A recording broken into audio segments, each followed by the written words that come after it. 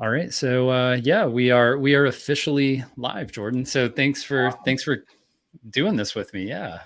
Yeah, excited to be back. I was reminiscing a little bit. I'm like, man, I went back and looked at that first interview you and I did not too long ago. So it was kind of fun to like be in that state of mind again because I was literally just starting, and I know I really haven't been doing this that long, but I know I mentioned stat wise like what I was doing, how many followers, and I just the first interview I already felt like the man. I'm like, yeah, I got like 5,000 followers, Yeah. and like so it's fun to look back on, and kind of cool to kind of round the horn here around 2 years now that it's been since I've been on LinkedIn. So Yeah, I think with any luck, we'll look back at this video and we'll go, "Oh man, I thought I was the man, and now look what I'm doing." So yeah, sure. yeah, that's cool. So I don't want to ignore the fact that we're actually live. So welcome everyone to this live event. We're glad you're here. Thank you for coming and hanging out. Looks like we've got a lot of people on LinkedIn, a few people on YouTube, it looks like. So thanks everybody. We'll give people time to join and spend a little time with us, but for sure, go ahead and drop your questions in. I think if it's cool with you, Jordan, we'll talk about, LinkedIn, we'll talk about Salesforce. If you guys want to know what we had for breakfast, you can ask. It's not going to be exciting, but I think we're pretty wide open to whatever. Okay, cool. Yeah, I'm open to really anything. Like you said, I know that we kind of put out anything around landing jobs and like, content of LinkedIn, which has kind of been my forte over the last couple of years. So yeah, any questions that come through, I'm happy to answer around those. Yeah, this is funny. We've got a couple of comments coming in. Hey Anita, hey Adam, from people talking about the closet interview, which is I think it's too funny. Is like the staple interview when I think you and I were both like, I think we kind of felt like we were doing something, but at the same time, like we knew we were still nobody, and we still are nobody, but we were even more of nobody at that point. Right. But yeah, that's a funny interview. What was the deal with that? Why was it the closet? I think you told me. I don't know though. One, I'm like super glad that that's like there and in existence, because that's like always gonna be like this iconic moment for me as long as I stay with this whole social media, to be like, yeah, first big interview I ever did was literally in this closet of like a 900 square foot apartment I was in at the time. But no, I think I went in there because of that reason. Like, if I remember right, we had just started doing like the pandemic stuff. So my wife and I were both working from home, and I wasn't just like an apartment at the time. So we basically had like one room that you came into as the living room, kitchen, like the whole deal right as you walked in. And so I was like, it's too echoey. Like she's going to be talking, the TV's right here. So I'm like, the only place that I can go that's quiet is literally our closet with some clothes in here and get some soundproofing. So I think that's why I went in there. Yeah, that's awesome. I forget what my setup was at the time. I think it was not a closet. I can tell you that. I think I was working out of a bedroom or something like that. But it's too bad neither one of us have the classic out of my parents' garage story. You've got to be out of your closet, and I've got to be out of an extra bedroom. So we'll never have that story. I know, right? Cool. Well, we've already got a few questions rolling in. So I mean, we may as well get to it, and then we can small talk in between. But yeah, we may as well try to help some people out. Okay. All right. So I see. First question. We won't be able to get to them all, I'm sure, but we'll give it a shot. I think a solid question. This is Salesforce related. The market value of badges, like trailhead badges, when trying to get a Salesforce job. You want to take a stab at that, and then I'll tell you what I think. Yeah. So it's been kind of unique because I've been a little outside of that, like on my own. I've been doing Salesforce for a little bit, haven't really prioritized Trailhead like all that much. But my wife right now is actually trying to switch over from being a mortgage underwriter into the Salesforce world. So it's kind of had to refresh my memory a lot of like, okay, what did I do? What was important? So she's actually had some pretty good feedback depending on like some of the interviews she's taken so far. And some of them were really like not too impressed, I would say, with like the badges itself, but they were more pushing on like, it would be great to see like a super badge here if you didn't have any certifications, just so that we know you have some applicable skills. Um, but as far as between me and like same thing with my wife's journey so far, it really hasn't been a big stress at all around like badges in general. Yeah, I think I would agree. To your point, I don't know if a badge ever shows up unless it's a super badge. Yeah. You might drop a super badge on a LinkedIn.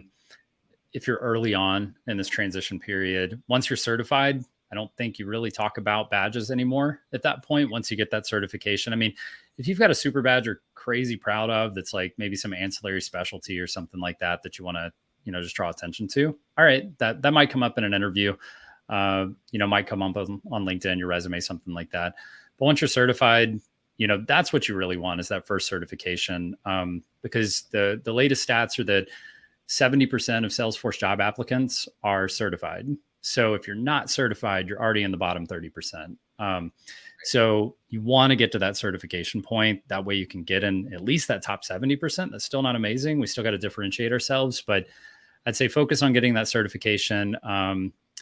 If you're really trying to focus on the value of badges, that might mean you're trying to apply for jobs a little bit too early. Yeah. Before you're really ready to show off that skill. Yeah, I like that. Thank you for that question, by the way. All right, so we got another Salesforce question, and then looks like we got some fun stuff after this. It's all fun, but I think a little more tactful. Just ready now.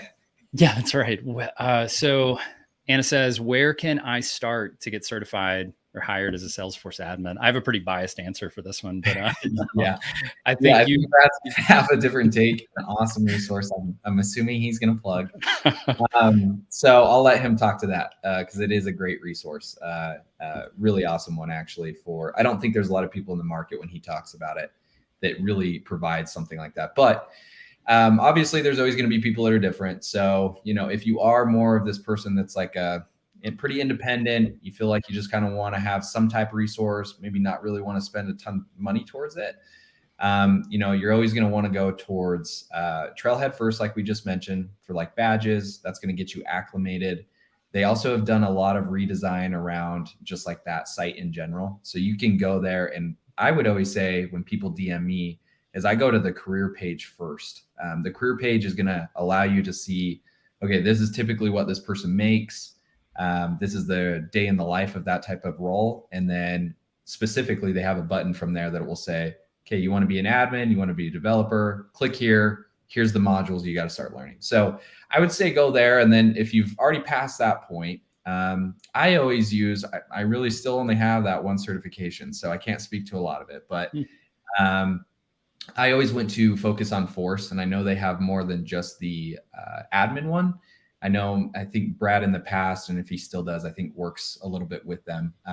But yeah, they have a really good resource for study guides and for practice tests that you can utilize. And I use that one for my admin cert. And I thought it was pretty dang good for when I went and actually took the test, that it was really similar questions. So that's where I would start. Yeah, I would agree 100%. I think in my opinion, Trailhead's an awesome resource. Everyone should be on Trailhead. Like if you're doing Salesforce, you have to be on Trailhead. Even if you're a pro and you've been in it 5 years, you should still be on Trailhead. Now, where I think Trailhead falls short is if you're trying to get certified, cool. Trailhead's got you covered. If you want to couple that with Focus on Force content, practice exams, study guides, I think those are great resources. They're like $19. You can even get discounts and get them a little bit cheaper, but those are excellent resources for getting certified. I think coming back to 70% of the people applying for jobs are certified. So that's a really cool thing. And I think it's a great first step to get certified. And I think LinkedIn is a really important thing to be working on. We can talk about how to work on LinkedIn while you're getting certified. You don't want to wait until you're certified to start building your brand. So I would say, Trailhead is an excellent resource, but it's also really chaotic. I forget who I was talking to. It might have actually been Anita Smith. So I know her. Not everyone has to know her, but Anita Smith was saying that when she first was looking into a Salesforce job, she got on Trailhead, and she was so overwhelmed by all of the content that it was like, I just give up. Like, this is too much. Like, I accidentally got down this other rabbit hole, and now I just feel overwhelmed, and I'm just done with this. Because really anyone who's in a transition period is looking for an excuse to latch onto. And if you can find a good excuse that makes you feel good, then you'll give up and you'll just keep doing what you're doing. Yeah. Obviously, if you're me, I'm going to say by far the number one free resource outside of Trailhead is the 5-day challenge that we do through Talent Stacker. So you can find that at, I'll bring it up right quick. So you can find it right here. So talentstacker.com/now. And so what this is going to do is day 1 and day 2 are Trailhead. So it's not to say that Trailhead is not a good resource. We show you exactly how to get set up, exactly what to do. Day 3 is all about LinkedIn. Day 4 is all about hands-on experience. Day 5 is some different tips around the obstacles you're going to run into as a Salesforce professional. So that's really what that's all about. So that would be my advice. Do the 5-day challenge, and I think you'll be in pretty good hands from there. Cool. All right. Who makes your graphics, Jordan? Is this all in-house? Is Jordan doing all the work in-house? I'm glad someone brought that up because I really care about that. I know a lot of people don't, or it's like a new thing that I've been pushing a lot. But this journey has started a little bit ago, so I'm going to take some time to talk about that. But I started a while ago, and there's a musician that I listen to, and he puts out a lot of singles, and every single time, this started, I don't know, I found him maybe 2017. And so he would always put out a new single, and it was always just this very minimalistic icon for every single that he put out to explain whatever his song was about. And so that's kind of where it started with this whole design idea of like, oh yeah, I like these graphics. I think that's cool how he always has that. It kind of brands who he is, something to stick to. And then when it came time for like content creation and putting myself out there on LinkedIn, I've toyed around a lot with this since I've been doing it. But I feel like I now finally have this cadence. That kind of started it. And then there's a lot of people on Twitter, one guy in specifically that you'd probably go look at, and then it would be like, oh, dang, this is pretty dang similar to what he does. And it's Jack Butcher, and he has his own brand that he runs called Visualize Value. And he does kind of something similar to what I do, where it's like takes an idea or a quote, and then he designs it up in a very minimalistic way. So I've leaned a lot on him, but there's a few others. There's Ash Lamb is a really good one. Alex Lull is a really good one. There's quite a few on Twitter. If you wanted to DM me, I can shoot all of them over. But that's kind of where it came from. And yeah, I just do it all in house. So I try to do a couple a week and then add it to my site. And I think the long-term game of that is some type of identity of like, okay, yeah, this is what Jordan puts out, which I think is cool. And then I've always been into like the art side of things. Brad knows, but for everybody that doesn't, like I had a little stint where I was doing like a car wrap business, and I've always just had a thing for like art, and I've always wanted to kind of try to figure out how to implement that in something that I do. And now with an audience, I thought that was a kind of a cool way to do it. But yeah, I do it all in the house. And then the program I use is actually just Apple Podcast, or not podcast, Keynote, sorry. So if you just go to Keynote, a lot of my stuff just comes from there, and I just spin it all up there. Sweet. That's awesome. Good stuff. Yeah, I like that you still do it all in house. I can't say the same for myself anymore. I'm just not good at design. I'll just say it. Like if I did it, it would be, I don't know if anybody's seen Chris Hopper's stuff, like sketching little, mine would be the original Chris Hopper sketches, not the good ones he's putting out now, but that original stuff. Yeah. And I think it's like it's a balance thing, because I don't think you need to do it by any means and send it out where if you're not even interested in it. I think for me, it's just been like I've always liked art, always liked trying to get into it. So I'm like, it's kind of a cool thing to work at and improve a skill on. So it's kind of why I've done it. Yeah. Yeah. Awesome. So I think we've got a solid question here that we can take on. So Amy says, best training that helps support military spouses. So do you want to take that one on? I've got some content there that I could share, but okay. Yeah. Yeah. Awesome. Brad probably has a better one on this. I haven't really specifically looked into anything like very military related. I know David has like a really big, obviously he came from that background. He has a ton of resource on that, but I mean, I feel like it's pretty similar, and maybe by your question, I'm not sure if you're like wanting to say if that's specifically of like, I want to get a job in Salesforce, or if that's supplementing it in some way, or how would they get started, or if there's different programs for military. I think it's yes to all of those. Not sure like which one you want more insight on, but they do have some programs for veterans to really get ramped up in the Salesforce world, which is awesome that they support. But that's really the extent of what I would recommend. I'm sure Brad probably has more to add to that.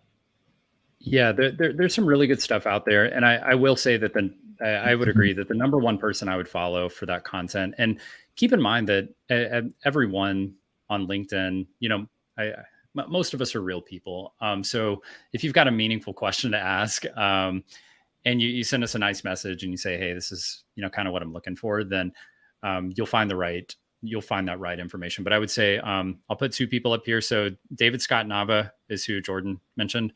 You can find him on LinkedIn. Just search David Scott Nava. That's a link. It's not going to be that useful because it's crazy long. But he does Salesforce live sessions, I believe once a week. He used to do it more. Yeah. But I believe he does it once a week. It's always recorded, so you can find it on his YouTube channel. He's got amazing resources. Salesforce Military gets a lot of free resources. And I believe everything that is included for military is also included for mil spouses. So I don't think there's anything that's like, hey, this is for the person who's in the military, but not for their spouse. The other person I would connect with is Stephanie Herrera. So you can also find her on LinkedIn. Another great sort of advocate for the military community in the Salesforce ecosystem. So if you are military or military spouse, I would definitely go those two routes. You'll find out about programs like Hiring Our Heroes, Marivis, and other groups like that can definitely help you along and get you started for free for sure. Awesome. All right. Let's see what's next. Is this being recorded? It is being recorded.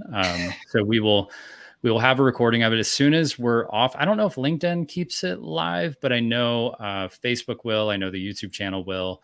I think Twitter will destroy it immediately. I'm not sure. Yeah, I have no idea. Awesome. So I see some other people who shared some resources too. All right, let's see if I can dig up another one. Let's see. Andrew's got a lengthy question. I haven't vetted it yet, so I hope it's appropriate. Let's see what we got. All right. So thank us for being professional. That's not something I hear too often. Good. We acknowledge how active you both are. Do you guys batch your work and have times of the day you respond to everything, or do you continually check everything all day long? Yeah, that's a great question, Andrew. So yeah, I'll take it away, Jordan. You're probably better at this than I am. I'm just like, I'm still not that well organized. Short answer is I definitely try to batch it at this point. I mean, when I first started, I think you have this idea when you go into it. I've always wanted to be really authentic on the platform. I've always wanted to try to answer as many questions as I can and like be somebody that you could actually interact with versus like just some guy that posts stuff. So that's been my goal. And I think at first I got wrapped up into checking it all the time. You get distracted by notifications, but the reality of my situation is like I still work a job. So, I mean, I can't really have like just checking it all day. And like, it's really difficult, as everybody knows, when you're working on a project, you take 5 minutes away to read something else. And then you're like, okay, where was I at? So at this point for me, I spend typically like one day out of my week, and it's usually about an hour or two. And I really just try to crank out all of my content. So I really have it nailed down at this point with like templates I use, what works, what doesn't work. I follow a lot of really good creators on Twitter and LinkedIn to try to utilize like similar formats. And that helps me to be able to just like, okay, here's a format I can use. Let me just plug in what I'm trying to say to that format. And then I can create a lot of content. I'll put that on something like Buffer is a really good one for LinkedIn. That one has a free one. And as long as you schedule 10 posts or less, it's free forever. So you could always start there if you're like just getting into that and use that resource. And then as far as comments go, I try to just spend like 45 minutes ish after I post it, and then try to answer comments there. And then the next day, maybe like 10 minutes before I post my next one on the next day, which is always at 8:30 a.m. I try to spend like that 10 minutes to get any stragglers that I missed on the previous post. So that's kind of how I approach it. I feel like that's been a good balance because it doesn't soak up my day and I don't get so wrapped into negative comments. And then at the same time, it still allows me to like interact with everybody. Yeah, that's solid. Yep, you're way ahead of me on that. I would say I try to post regularly. I think most people would be like, Brad, you post all the time. That's because like I just like interacting socially. It's something I'm really comfortable with. I enjoy hanging out on LinkedIn and like commenting back to people and Yeah. answering questions and doing stuff like this. So it's like, and you have to keep in mind too that Talent Stacker is my job. So like, I don't have a consulting job anymore. And if I did, this would be way different. Like this conversation would be completely different because it would be before work, lunch break, after work, whatever, maybe working it in between kind of thing. But now it's very flexible. So I'll be hanging out at the park with my kid and she'll, find a friend and they'll go play and then she doesn't want to hang out with me anymore. So I'll go hang out on LinkedIn. And if I'm thinking about something, I'll toss a post up. If I'm out for a walk, I'll toss a post up. But, Yeah. I've tried to schedule posts and those kind of things.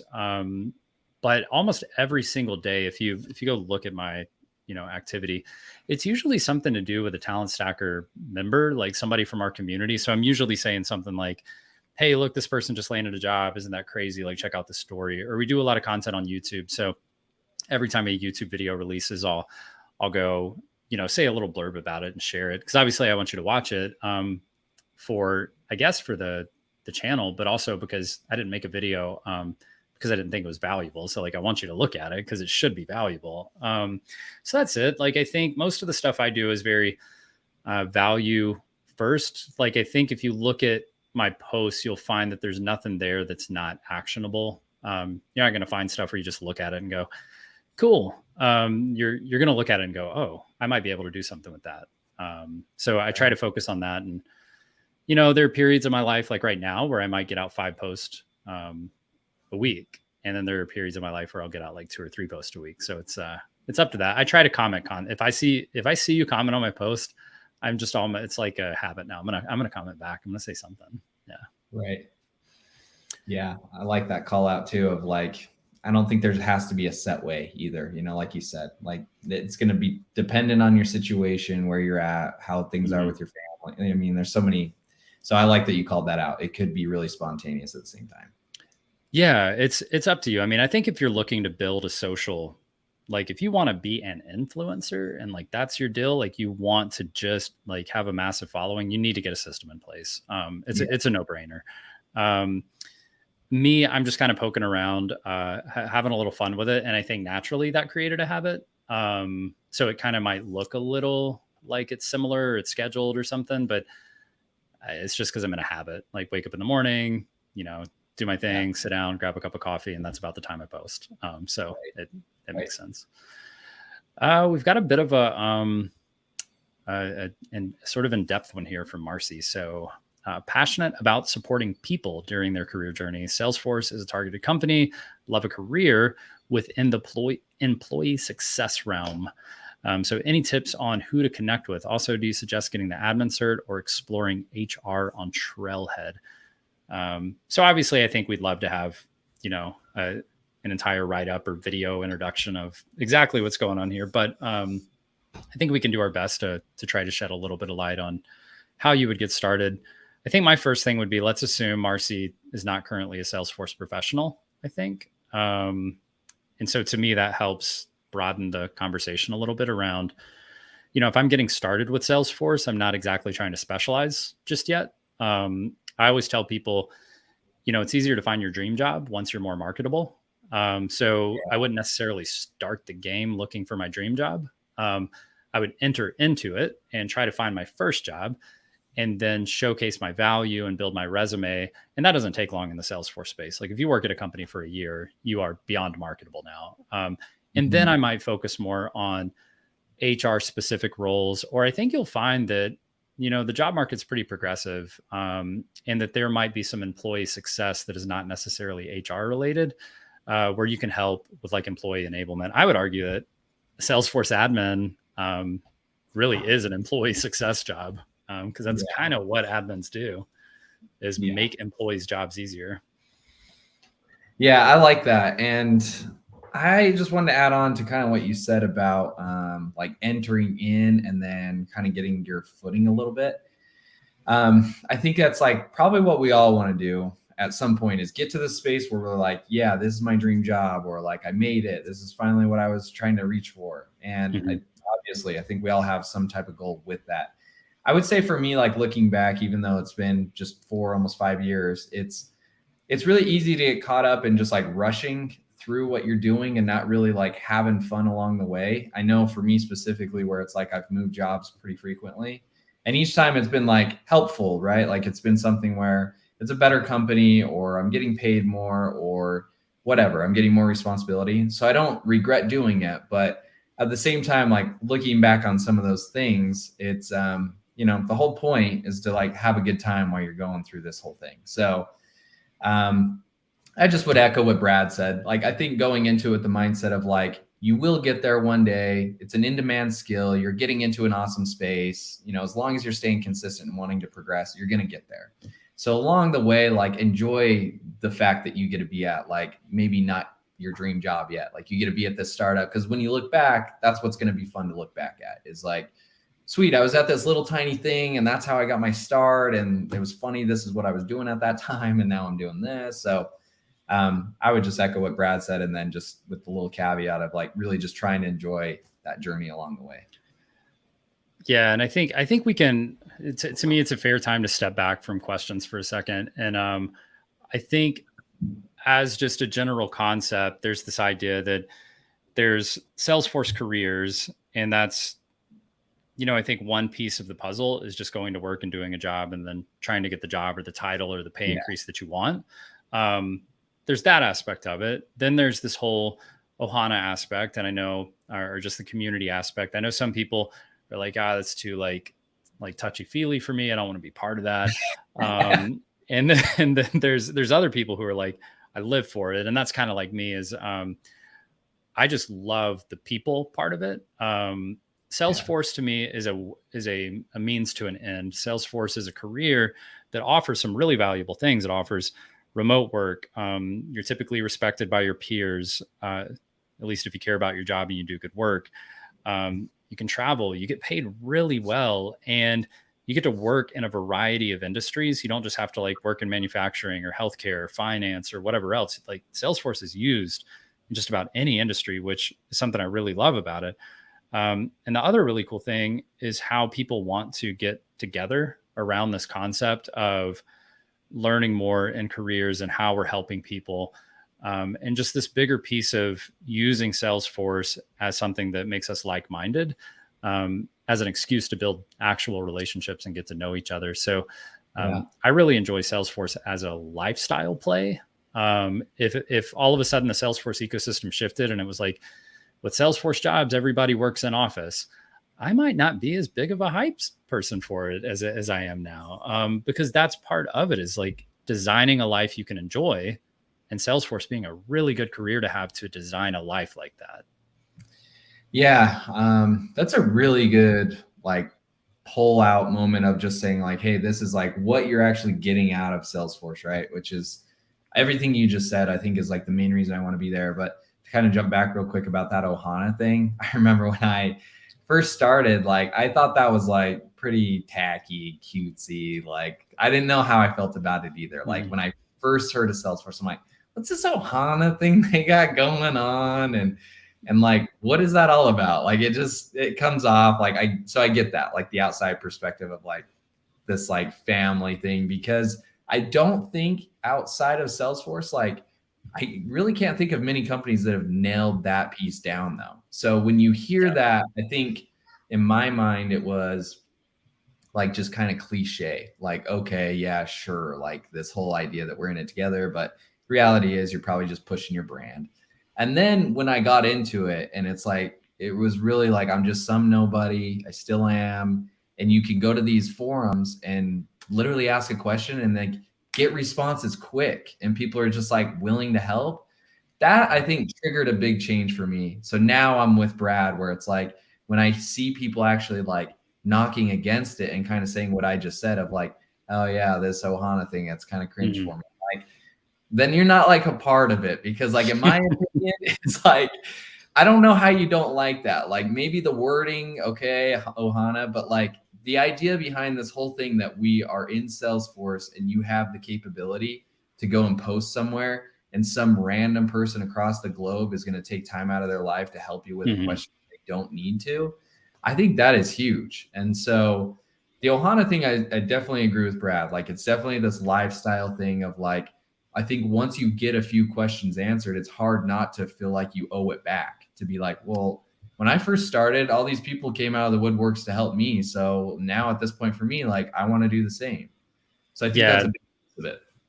yeah, that's it. To me, like the root of what a community is that you have when you have something to give, you give it. So like when you know something, you give it, and you should be in a position to give more often than you need something, hopefully. And when you're in a position that you need something, you should ask for it, and there should be people there that can give it to you. And Yeah. that is what this whole community aspect of the Salesforce ecosystem is. It's that there are a lot of existing professionals who can give help to people who are just getting started, or not even just getting started, but just struggling with a concept that they haven't seen before. Um, Mhm. and every now and then, even those existing professionals are going to need help, and they should Yeah. feel comfortable asking for it. And we have that, and it's a beautiful thing for Salesforce. Don't get me wrong. Like free support for like hundreds of thousands of people giving free support to the experts. That's incredible. But at the same time, it's incredible for us too. Like we don't have to wait for the 48-hour response, or we don't have to pay for a training course to go get a little bit better at this. Or really what Yeah. would happen is we wouldn't do any of that, and we would just do garbage jobs at work, and just, band-aid it together the best way we could. Yeah. So it's really beneficial to, yes, Salesforce, but massively beneficial to all of us who are trying to get better at what we do. Yeah. And I will say you had me big time with that April Fool's joke. I went on your Twitter. I was like, dude, what? They're making Trailhead a subscription? I was like maybe thinking you were being dramatic on that $100 a month, but I was like, this is nuts if they're actually doing this. And then yeah, you got me. But I think it's the same idea, right? Where it's like, yeah, that's huge. Like all these people pitching in to help. And I think overall as a product, that's I think a big proponent of why they've been able to excel and why people love it and why just they have so many of these raving fans. Because I think we all have our tastes, like what we're saying with like maybe the wording, maybe with the characters that they have, the design they choose. I can see some of that coming off maybe a little kiddish, but Hmm. once Hmm. you're in it and you realize like, hey, yeah, like people in here, like actual professionals, like we're all in here without this expectation that you ever help me back, that I'm willing to help you just because like that's what we do. So I Yeah. think that's awesome. Yeah, I went 100% agree. I've got a question here that I won't pop up. How many Talent Stack or Salesforce related hats does Bradley own? Quite a few. How many non Talent Stack or Salesforce hats do I own? I've always worn hats, but I do not have any non Salesforce hats now. They are all Talent Stack or Salesforce hats because I just don't know why I would buy any other hat at this point. May as well rep the brand and Exactly. rep the ecosystem. So Oh yeah, for sure. and I wear them to the ground. It's bad. I just do everything in them. There's nothing I don't do. It's like, well, there's some things I don't do, but most things I do in a hat. And yeah, they just get destroyed and gross. And so And you're out there in Florida, so I mean, does that include like swimming and going to the beach and stuff like that? everything. Yes, yes, all the That's so things. good. So yeah, and for those of you who don't know, like so quick aside. Last year we moved from Florida to California, just for like a extended vacation. Okay. So we've been here for about 7 months in California, and now actually I'm getting in the car tomorrow morning at I don't know what time, 8 a.m., 9 a.m. So we're closing on a house tomorrow morning.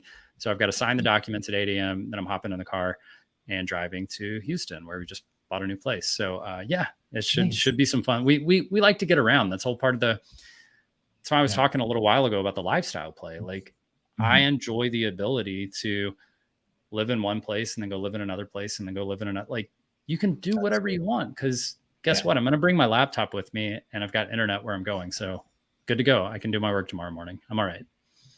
So you said you're like officially moving to Houston, or it's another place for you guys? We bought a house in Houston. So I have a 5-year-old. So I'm trying sorry, I am trying to make this a place that we're Permanent. actually going to stay. And Okay. there are a lot of reasons I like the area, but I'm hoping that we'll really like it. That is not why I'm wearing a Texas hat. That's actually, I'm going to Texas Dreamin' next month, or I guess later this month now. And so we got some Texas related swag. So yeah, Nice. we'll be hanging out there. Yeah. And are you in like Houston, Houston? I used to live out in Houston. So Okay. I lived out in Katy, but even more specifically, Fulshire is where I lived Okay. for like 5 years. So we're going north. We're going to the Woodlands area. Oh yeah. So Okay. a little bit Really north. Uh, and so I grew up on a farm. A lot of people know that. So I grew up on a cattle farm in Georgia. So I feel pretty. very comfortable, sort of off the beaten path a little bit. The spot we got, I think, is maybe 8 acres or something like that. So it's very much going back to the way I grew up, and just trying to find a little space to hopefully, hopefully this time we will lay down roots. We'll see what happens. That's awesome, man. Congrats on the new house. I know we're trying to do something similar. I've told you this too, but my wife's from Michigan. So it's been a similar topic of conversation of like, Mhm. okay, we've been here in Utah, but what you said with Salesforce, you have this awesome capability of remote work. And it's like, there's no real reason. I have family here, but there's no like permanent reason that I have to stay here. So it's like, how can we try to figure out something with Michigan? And that would be awesome. So congrats on the new home out there. That's sweet. Yeah. Yeah, for sure. Just get an RV for a few months. Do what we did. We bought one and then we traveled and then we sold it when we were done. Oh, for real? So yeah, for real. And we did some renovations. We actually sold it for more than we paid for it. So Oh, you can make a little lifestyle play there and try to check out some spots. yeah, that's sweet. All right, you want to try to like maybe answer a question from somebody? Maybe we could Yeah, push. let's see. I don't know where we're at in this feed. So do you want me to just grab Have, one out of yeah, if anywhere? you want to. Yeah, for sure. Sweet. We'll do our best. Try to actually help one of you guys instead of talking about what we're doing. Okay. After work Let's today, this is see. what I'm going to do. What's this one from? I think it's Jaya. So, hi, can you tell about the Salesforce Commerce Cloud? Oh, is switching from Salesforce to Salesforce CC wise decision? What are the challenges in Salesforce Commerce Cloud? That wasn't a good one to Where, grab because I don't know how to answer. where's that one at? We'll give it a shot. Can you pop it up? Can you hit like the little plus Oh, sign? yeah. Can I just hit show? Awesome. There we go. Yep. Okay. All right. Commerce Cloud, SFDC to Commerce Cloud, wise decision. What are the challenges? Ooh, that's tough. So if you know my background, I never got into development because it didn't interest me. And a lot of people were like, "Oh, but if you're a developer, you make more money." And I was like, "Nah." So on average, that is true.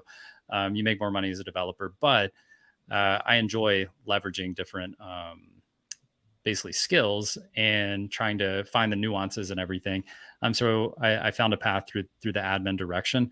Honestly, I don't know much about Commerce Cloud. I know we've got Adam Best here. He might have some links. He's been very, very kind in sharing some links here, but I wouldn't be the best person to answer that question. And so when it comes to that, I don't try to answer when I don't know for sure. Okay. I'm with Brad. So that's like I said, I'm sorry, Jay. I We shouldn't. digress. Yeah. But I'm glad we got to bring you up and like at least get Adam to hopefully maybe send some links here and a better resource. But just like what Brad said, I don't want to like try to attempt something and lead you in the wrong direction on it. Yeah. So hopefully he has some resources. Otherwise, kind of just to piggyback on what we said, it's not like something we're plugging just to say. I mean, you can definitely get into the forums and community, and I'm sure people will have some better resources for you to kind of look at. Yeah. And I would say too that basically every specialty in Salesforce right now is crazy hot. I don't know if there's a wrong direction you can go in Okay. Salesforce right now. There's just so much demand in every piece of it. Every Yeah. angle. Yeah, for sure. Okay, let's see what other ones that we might have that we could answer Here, here. I'll toss one up real quick. Okay, I found one. So Miguel says, are recruiters and hiring managers generally concerned about jumping around between, specifically he says industries, if I have had more than one career switch? So I think a common question we get is, what about job hopping in general? Like I did a year here, I did a year and a half there. But this is specifically about jumping through industries and what that might indicate. I guess what do you think about that? Yeah, if it's specifically like industries, and you're still like in the Salesforce realm, no, I think for me, I've had a lot of success with that. So I have been at a few different jobs over the few last years. And I started off in just like a SaaS company. And then I moved over to the fintech space with Divvy. And then I moved over to, he kind of told me it was fintech because they do a lot of the background, but it is a little more of the healthcare world. It was a company called Health Equity that I worked at for a while. They're a public company. And then I just moved again, and now I'm at Vercel, and they're more back into like the SaaS. They help spin up websites, so you could almost even say something like a Wix or like a Squarespace would be somewhat of a competitor at a basic level, right? They help spin up your websites a little bit easier. So yeah, now I'm kind of more at this like very technical space where it's very developer heavy. I want to say also developed like a coding language, Next.js. And so they hold conferences for that. They partnered with Google on that. So I've kind of been at this different realms of like where I've worked. It's always been in Salesforce. But as I've continued to kind of progress with like taking a different job, it's been nice because now I feel like I have a lot of different angles on like how you would set up Salesforce, because I can say, oh, well, in this, specific circumstance, this is a very similar approach of like what we would have had to do over at Divvy, because they also have like their contracts set up this way. Or, in the healthcare world, this is a big one for me right now with Vercel, is like they have a lot of red tape because there's a lot of sensitive information that we're dealing with. So when it comes with anything compliance and being safe, like here's a good way that we could look at scaling, and here's the procedures we need to put in place. So if that's the question you're going with, I think that's been super helpful for me, actually. Yeah, that's awesome. So while you were talking, I promise I was listening, but I also found another question that I think sort of piggybacks with this one well. So somebody said, Christina said, how do you build your brand on LinkedIn when you're so new to Salesforce? How do you stay relevant? So that's a great question. I think it goes hand in hand with this idea of moving from industry to industry. Because a lot of times people move from an industry, whatever it is, say it's healthcare, finance, nonprofit, education, whatever it is, and you're coming into Salesforce. And yes, it looks like you're hopping industry at that point. You may have been in, education at some point, and then you went into something totally different. Now you're coming into Salesforce. So first of all, that should be an advantage to you. Any past experience is going to be an advantage for you, especially if you have specific industry experience and understanding. Because going back to something I said earlier on about, the cool thing about Salesforce is that you could work in manufacturing, or you could work in software or healthcare or finance, and you can work in all these industries as a Salesforce professional. So that experience you have, you can take with you, and I would make sure to showcase it, but you need to showcase it correctly. It's a transferable skill that you're going to have. And if you're building your brand on LinkedIn, so say your past experience is you were a school teacher, and I use this because we had a member, Brandon Van Galder. He stands out to me, and he was a PE teacher at an elementary school. And he came to me. He was one of our, I think he was one of our first members, maybe the first 3 or 4 months of it being a company. And he said, Brad, how am I supposed to make these jobs? How am I supposed to make my duties at work somehow relatable to a Salesforce job? And I loved it because it was like, and so this is what I would say to you, Christina, like putting on your LinkedIn profile and building your brand. It was how to manage constantly changing needs and requirements, how to manage that on the fly. Because now imagine a room full of 30 kids and all of the needs and requirements that are changing constantly. And you're trying to, get one kid this and one kid that. And then on top of that, you're managing third parties that are very involved, and they're watching very closely. And it's like, well, who are these third parties? And that's the parents of all these kids, because they're extremely interested in the quality of education and the health and the emotional support of their kids at school. And they're very disinterested in the excuses you have about how you're managing 30 of these kids. So that's another thing. And plus you have, the actual school that you report to. Maybe it's the head of your department or the vice principal or whoever else might be looking at you. And by the time we got done with his LinkedIn profile, it was amazing the number of skills that were obviously usable when it comes to managing a project, having 3 or 4 projects at a time, having competing priorities, and you're needing to get everything done, but you need to make everybody happy at the same time while managing behind the scenes and making sure everything gets done. So I would say if you have industry experience, put it on LinkedIn. Like, do not be shy about it and work to, I would say, wordsmith your past experience. Don't lie about it. Wordsmith it so that you can help. You're not trying to mislead anyone. What you're trying to do is help them see how that experience is valuable to them. So you need to word it in a way to where it's very easy for them to tell, like, he just said he was taking care of a bunch of kids, but what I just read was this. And I can see how that would be useful at the job we're trying to hire for. Yeah. I like that. Yeah. Do you want me to go into this or you want to pick it up? Yeah, go for it. Yeah. Oh, I was just going to say, I think Brad really nailed it. So there's not much more to really add on there. Maybe some resources that you could look at too is if you are trying to, pick better wording, that can be kind of tricky. There is a good one called, it's called Zety. It's Zety. And they have a really good resume builder. And if you don't build the whole resume on there, even just for like the words that they have a lot of common jobs on there, and Salesforce is one of them. So you would type in, hey, I'm a Salesforce admin or whatever your job was. And they'll have a list of all these pre-written things that you plug in and then swap out like dates and swap out titles.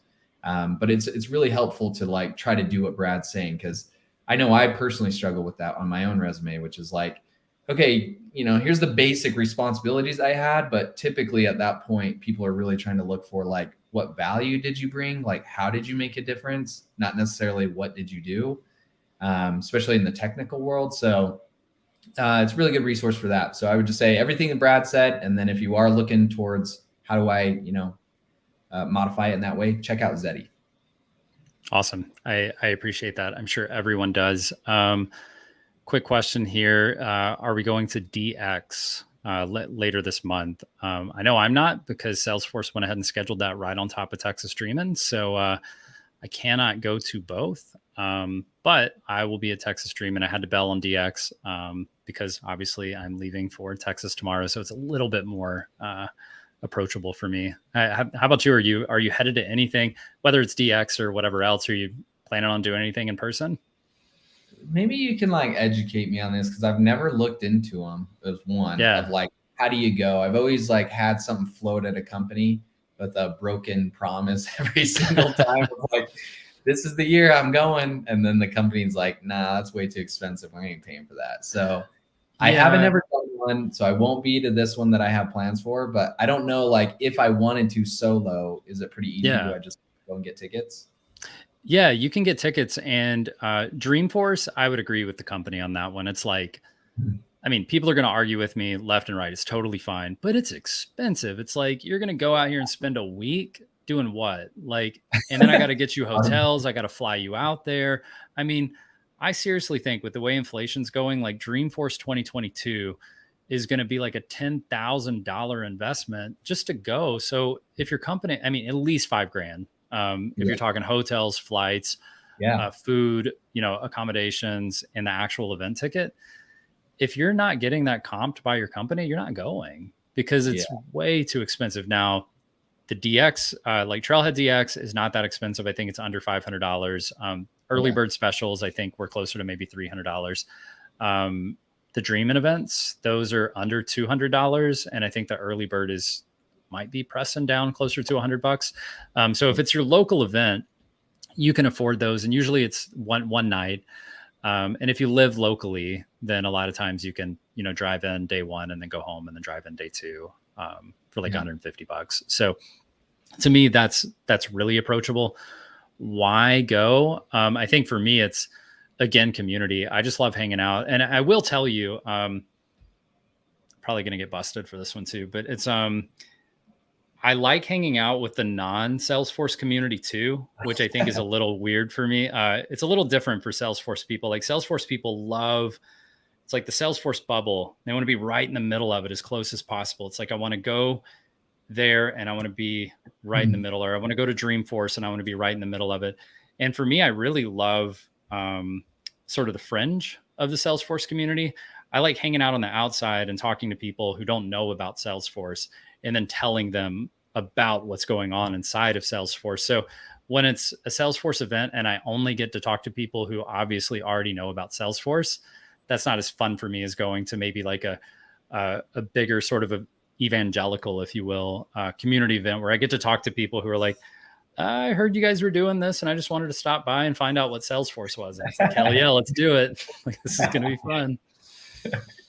Yeah, I like that too. I think I'm pretty similar. Like, I think from time to time, because most of my attention is not with people that know what Salesforce is, just like Mm-hmm. yourself. So from time to time, when I do meet someone, or I get to talk with Brad, or I get to talk with Zach, like I'm now doing that once a week with him on Twitter, and he's an MVP. So it is fun for a little bit because I get so used to like, okay, well, there's this thing, it's called Salesforce. You probably don't know what that is, but a lot of companies use it, and like very basic.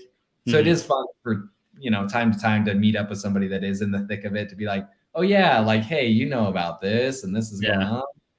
on. So yeah, I totally get that. And I do think like there are some like creators now that I've been in here for a while, like, oh yeah, that'd be cool to like finally meet them, because like they've saved my butt a ton of times. Like the main guy that I always think of is like Steve Mullis, where he's got Yeah. like 90 million answers on that forum. And he's got his like company tag as you owe me a beer, because like everybody's had to use his answers. Like when I think Yeah. of people like that, I'm like, okay, like if they ever showed up to those, that would be kind of cool to like put a face to the name that I always read and like, see them and stuff. But I'm with you. I think for the most part, it's a lot of that, talking to people that don't know a ton about it. Yeah. Yeah. No, I love that element again, because Salesforce is so much lifestyle for me. So Yeah. I love seeing people. I think sometimes us inside the Salesforce ecosystem, uh, we take for granted like how wonderful this is, kind of thing. And it's like we forget how cool it is that we work from home, or we forget that six-figure incomes are not the norm for everyone. And there's all these things we take for granted that when you talk to somebody else and you're like, yeah, man, starting salaries are like 70K or more. And if you just work in the Salesforce ecosystem for a couple of years, you'll be six-figure income. And it's like their minds are blown and they're like, I don't have to go to work. Wait, is this a W-2 job? Like I get paid like a salary and it's like benefits and stuff. And it's like, yes, all the things, no strings attached. And their world flips upside down. And I love that so much more than like talking to somebody about a new design strategy I have for Process Builder that works, or flows that works really well, and it's like, that's cool and all, but I want to change somebody's life. Like, that's so Yeah. exciting. Yeah. I think that's probably the big difference, is like, I feel the same, where I get a lot more of like a dopamine hit from that versus like, there's a lot of awesome people that post those things, like you said, like strategies and I don't know, like it's not everybody, because the Ohana is really good at this. But then I think at the same time, it's always like when I post those types of things or I get real technical, it tends to not be this like hoorah moment. It tends to be like, well, that's one way of doing things. Here's a, Mhm. and then it's like, that's fine, because I want the feedback and I want to learn. So there's Mhm. nothing against that. Like, I love that. But it's what you're saying. You have a whole different feeling when you're like, yeah, this is about to like blow your mind and you have like a whole new outlook on life. And then the other one is like, okay, yeah, like here's your 2 cents on this. Like, this is how we can maybe do this a little Yeah. different. Yeah. You get better at your job and it's fun, and it is fun to geek out. But Yeah. yeah, I think for one of those, like, makes me like thrilled. All right. So we've got a really, I like this question because I think, I enjoy this type of question. So Okay. I've been getting interviews after getting certified admin and outbuilder, so 2x certified now. So far, 3 unsuccessful interviews, as they reckon I do not have those years of experience. How can I improve my chance on getting that elusive Salesforce? I think you could call it an admin role. I think it's really any, I think, entry level role. But yeah, I guess, what do you have any tips for people who see? I Yeah. think, to me, this is a good example of, on paper, I look correct, but for some reason, it's not resulting in a job offer. Yeah. Yeah, I like answering this one too, just because I have that same thing where, kicking it clear back to the first thing I did with Brad and like the joke, and it's kind of cool that I still stuck with it, not on purpose, but I still have one just certification. I Yeah. don't have, I only have one. I got one X. So it's like, it's the 101, it's the basic, it's the foundational, it's just the admin. I don't have anything else. I don't have anything special as far as like resume wise. This is what I'd want to look at. And I did that, like I said, not really on purpose, but for me and my personality and where I see myself thriving is like, I'm comfortable doing a lot of like what Brad does, where it's like, I'm comfortable talking to people. I'm comfortable, putting myself out there online. And I took that as my advantage to get past this question that you're asking, which is, I was in that same boat. It's like, okay, well, there's tons of people that do Salesforce, and I at the time didn't even have the one certification. So it's like, how do I make myself different, and how do I show that even though it's asking for X number of years, like I could do the job? And I Mhm. think that comes down to Brad already said it, but like showing up, right? Which is I go on LinkedIn every single day. I have a blog, I have a YouTube channel, I have Twitter, and I'm utilizing that on a consistent basis to be like, hey, this is what I know, post about it. This is what I know. This is how I'm helping people. And there's going to be a lot of transferable skills you don't think about in doing that along with your technical. So my technical is the post itself at times to be like, here's a cool blog post about something I learned and how to do it. Okay, that's the Mhm. technical. But then there's all this underlying stuff you don't think about that other people are going to look at, which is exactly that of, wow, all right, this person's comfortable, obviously talking to people because he puts himself out there, so he can communicate well. If he's writing the blog post well and the content, okay, well, he has really good written skills, which is important with remote work. So there's just a lot of like little things like that that I think play into that. And then my saying that I like to tell people all the time is better known beats best. And Brad kind of alluded to this earlier in the conversation, which is you could be 20x certified and all this stuff, but the struggle is if I'm outworking you marketing wise and Jordan is the only one posting and the only person that pops up on your feed, who do you think those companies think of when it comes time to hire somebody? You're probably Yep. way better than me as far as technical skills, but I've already proved I can do the job and I'm easy to work with and I have all these other soft skills. And it's the first person that comes to mind. So, in my opinion, yeah, you want to be technical and you got to do the job. That's obvious. But what it really comes down to is it's a marketing game at the end of the day, trying to get a job. It's all about marketing. It's how are you going to market yourself better than the next guy to get the job. So I would say go that route of like, what can I do that's different that would set me apart so that people can find me, and that's going to help you get jobs. Yep. That's, I mean, I think that's probably some of the best advice you're ever going to hear from anyone in the Salesforce ecosystem. I think a lot of people have heard that advice and then they forget to actually take it to heart and like do it, because we get so caught up. There was this thing going around for a while where it was like everybody needs to be 5x certified to land an entry level job. And it was like, and I get the theme of it. It's because it's so easy for us to go to Trailhead, get the study guide, follow the path, get the focus on force practice exams, get the certification. It feels good. It's also very easy to follow that concept of like, I see how I'm tracking. Okay, I took the test, I failed. Shoot. All right, practice some more. Took the test, I passed. Yeah. And then it's like, well, okay, I'm going to apply for some jobs. All right, I'm not really getting any traction. What should I do? Yeah. Another certification. Here we go. And then it's easy. It's like do the trails, get the practice exam, pass the test. Yeah. And then you feel good. Like you got to add something to your resume. You probably put a post on LinkedIn and got like 50 comments and it was wild. And then you apply for jobs again. And then you go get another certification because it's still not enough. And finally it works. Like probably around the 5 mark, that strategy works. You have 5 certifications. It took 2.5 years. It cost you over $1,000, and now you finally got it done. So yes, that strategy could work. Now, so my advice is, um, if you're in this position, typically you can reverse engineer this process. And I'm going to pop something up real quick. So this is a LinkedIn guide that we have. It's all free. You don't have to type this in. If you go to talentstacker.com, up in the top left corner, you'll see a free resources drop down, and there's like the 5-day challenge, the LinkedIn guide, an interview prep guide, all these things. So I would recommend get this LinkedIn guide, get the interview prep guide too. All the stuff's free. And use it, because what's happening, what I see when you tell me I've got 2 certifications, they invited me to come interview. Something looked good. You got 3 interviews, and they invited me to come interview, but then it wasn't enough. So here's the thing that if you reverse engineer it, you can figure out. I looked like I was qualified. This is the funny thing I hear, and I've got a video on this on YouTube about you don't have enough experience, is I think the title of it. And the funny thing is you're getting interviews. So it means when they looked at your resume and they looked at your LinkedIn profile, you had enough experience. But now all of a sudden that you finish the interview, you don't have enough experience. How did that happen? They could tell if you have enough experience by looking at your resume. So how Yeah. did you have a 30-minute conversation and now you don't?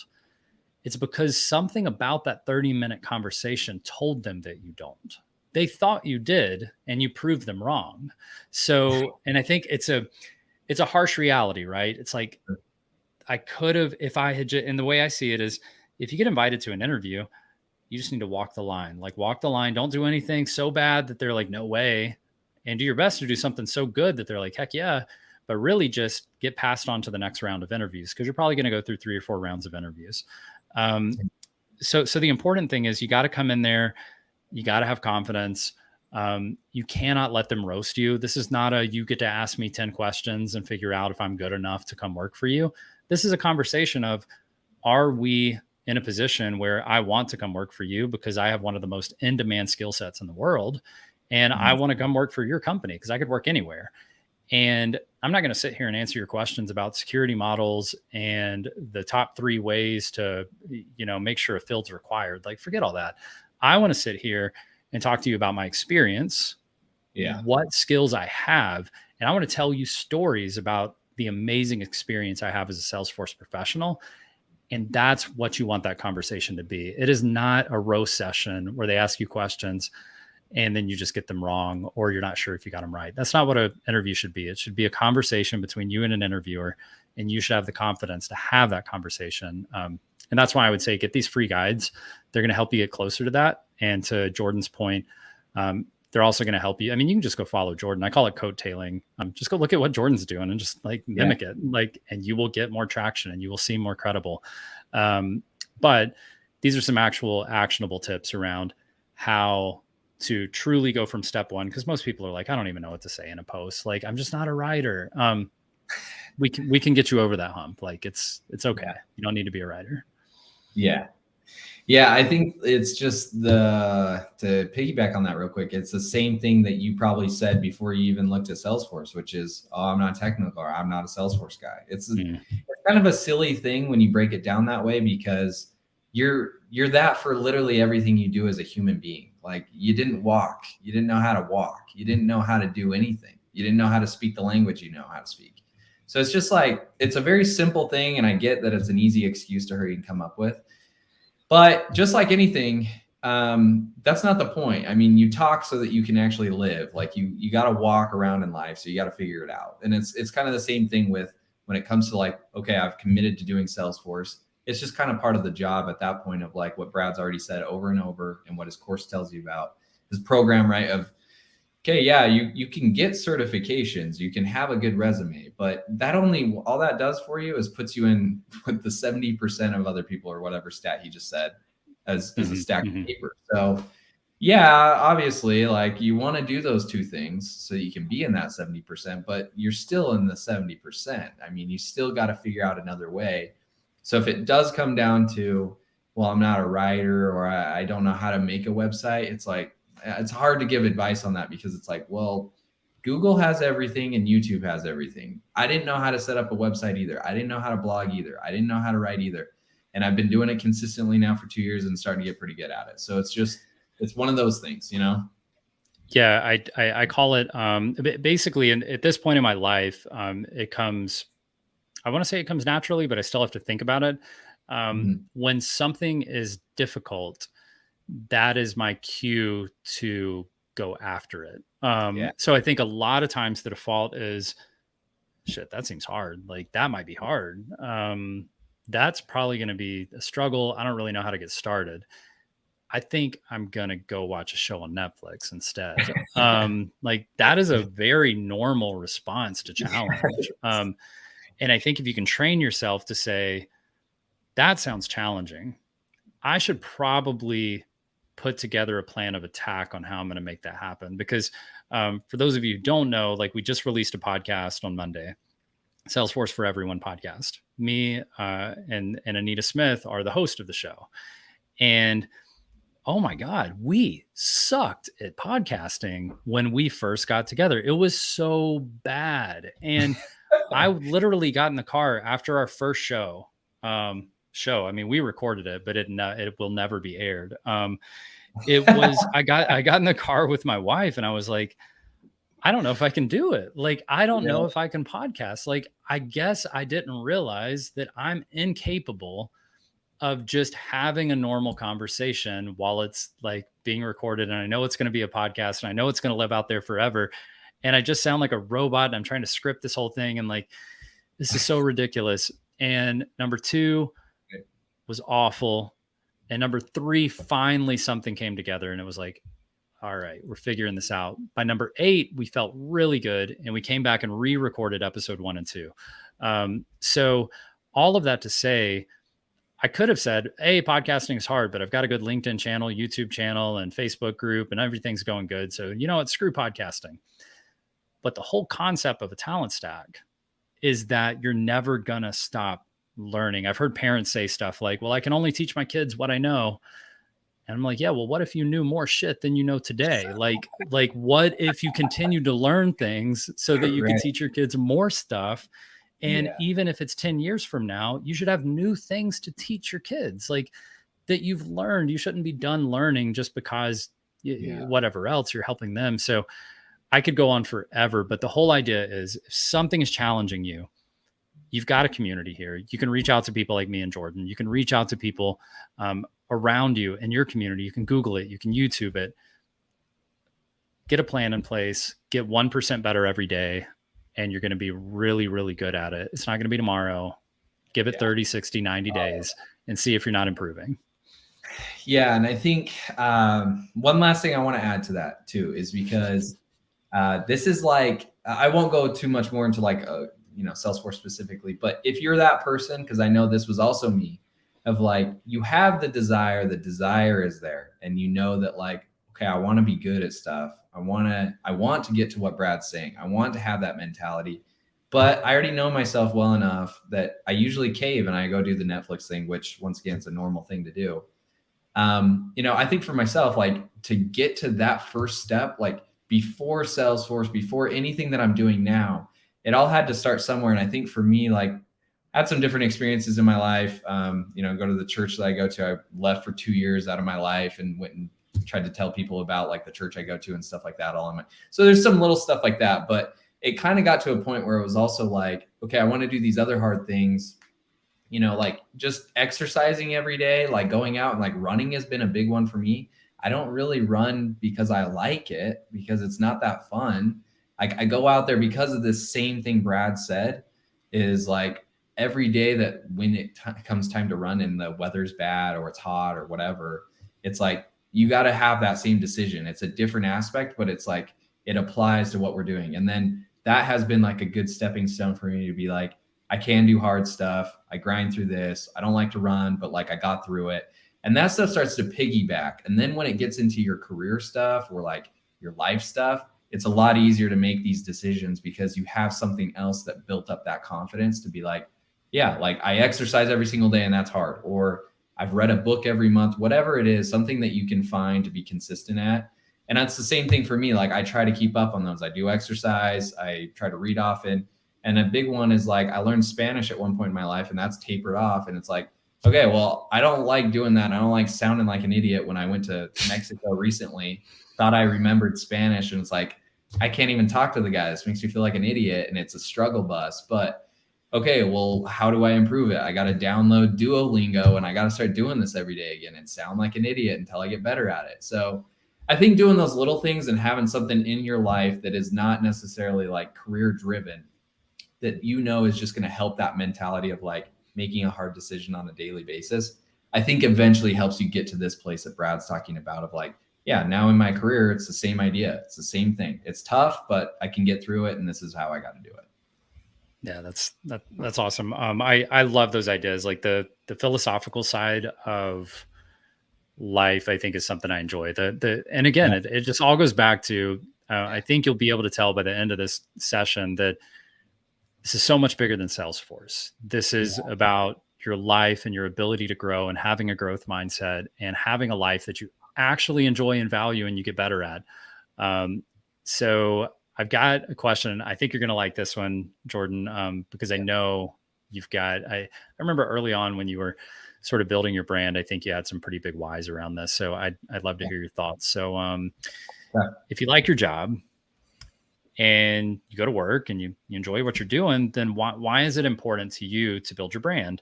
Shouldn't you just chill and go to work? What's the point of doing all of this brand building once you find a job that you enjoy? Yeah. It could go a lot of different ways on this. So to kind of keep this short would be, I think it comes down to your why, which Brad, I'm sure in his program talks a lot about that. I talk a lot about that, which is a lot of people want to jump the gun when it comes to Salesforce in general and say, oh, you make great money. Like, how do I get into it? Or, oh, seems like an in-demand skill. How do I get into it?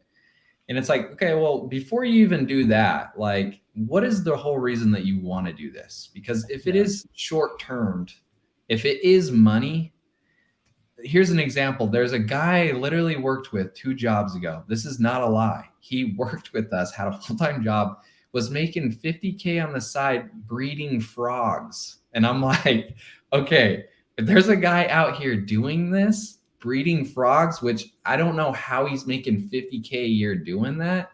The point was, that was mind blowing for me to learn that, because it's like, if he can do that and make money, you can make money doing anything. So Mhm. to try to not be so short-sighted, I think you got to kind of figure that piece out of like, what do you actually enjoy? Because if it is just one aspect, it doesn't need to be Salesforce. If it's just money, there's thousands of ways to do that.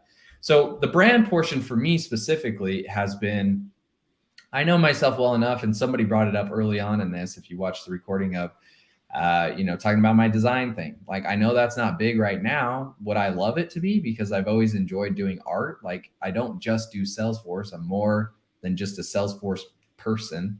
So I do have these other aspects I like to explore. And Brad has also mentioned, in general, if you're easier to find, if people know who you are, there's a lot more opportunities for you. There's a lot more things you can do with it. So let's say I want to do that design thing later on in life and do some consulting, or I want to publish some stuff. I want to make some NFTs, whatever the case might be. That's going to be 20 times harder if I have no following and no brand and nobody knows who I am. Why the heck is my stuff unique? Why would anybody care? They're not. So the brand aspect for me is not just a Salesforce thing. Like right now it is, because that's what I'm doing. And I plan to stay in the Salesforce and like ecosystem. But if there are other things I want to pursue or things I want to do, that's never going to hurt me to have a brand. I would also, the last part before I give it back to Brad is, the last part I would ask Michael would be like, you specifically, so I know, between friends and fans of things that are going to make you feel fulfilled in life. And those don't matter whatever they are. So as high or as low as they might be in comparison to somebody else, if you take what I want to do in comparison to someone like an Elon Musk, that's going to seem like nothing, right? Like, his ambitions are obviously clearly higher. So he executes at a very different level than everybody in the world, because he's trying to go to Mars. He's trying to build rockets. Well, in order to do that, you've got to have the work ethic to complement that, to get there. And that's why Elon Musk is the person he is. It's going to be the same for all of us. So if you are that person where it's like, I do just want to get a job and I want to be here for 20 years and I don't really care about moving after I land that, then that's something for you to consider, and you probably don't need to worry about it. But I think it adds to your marketability. It adds a lot more adaptability in case something did happen to your job or you want to change, you can change. But ultimately, I think my last piece of advice is like, it's all unique to whoever you are. So for me, I'm doing it because I know that's going to align with the things I want in my future. Yeah, I think that's fair. I think I would start this off by saying Um, us wanting to have a personal brand outside of our day job, for instance, is not necessarily someone like not everyone has to do that. Just like I've listened to a lot of podcasts and they're about I listen to a ton of finance podcasts, and the number one piece of advice to increase your income is all these like side hustles and start your own business and all these entrepreneurial ventures.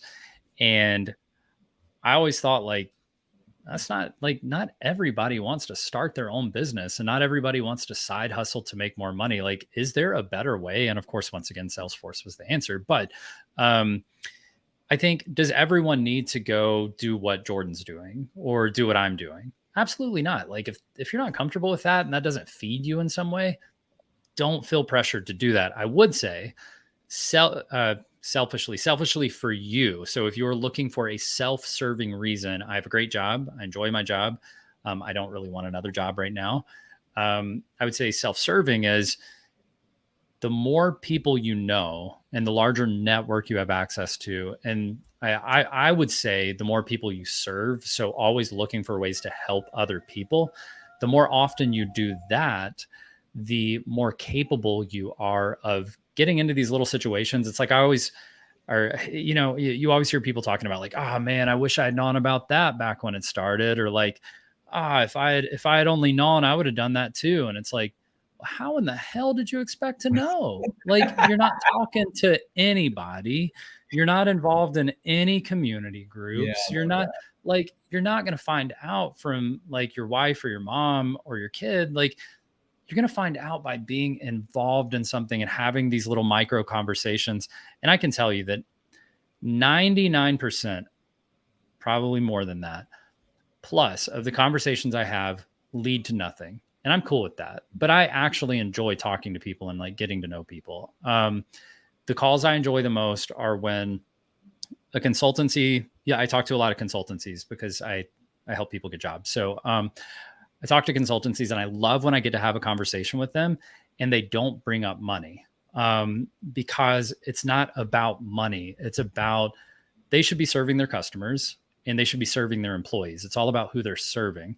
And for me, it's not, it's all about serving our members and then serving the employers who are hiring them. And so if you get into that servant attitude, at least for me in my siloed experience, if you can look at who you're serving and use your brand, whether that's LinkedIn or YouTube or Facebook or Twitter, Instagram, and you're using that brand to build other people up and help them understand something that they didn't understand before, or give them, information that they didn't have before. Like, a lot of people don't know, I I love fishing. Like, when I look for a place to live, it's very much like I'm looking at Google Maps like to find like the local lakes and stuff.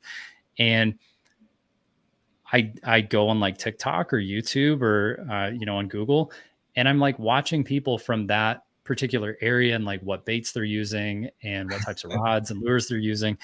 And that's beneficial to me. Does it help them? Hell no. Like, they're not trying to sell me something. They're just telling me about something they enjoy doing and how I can enjoy doing that too.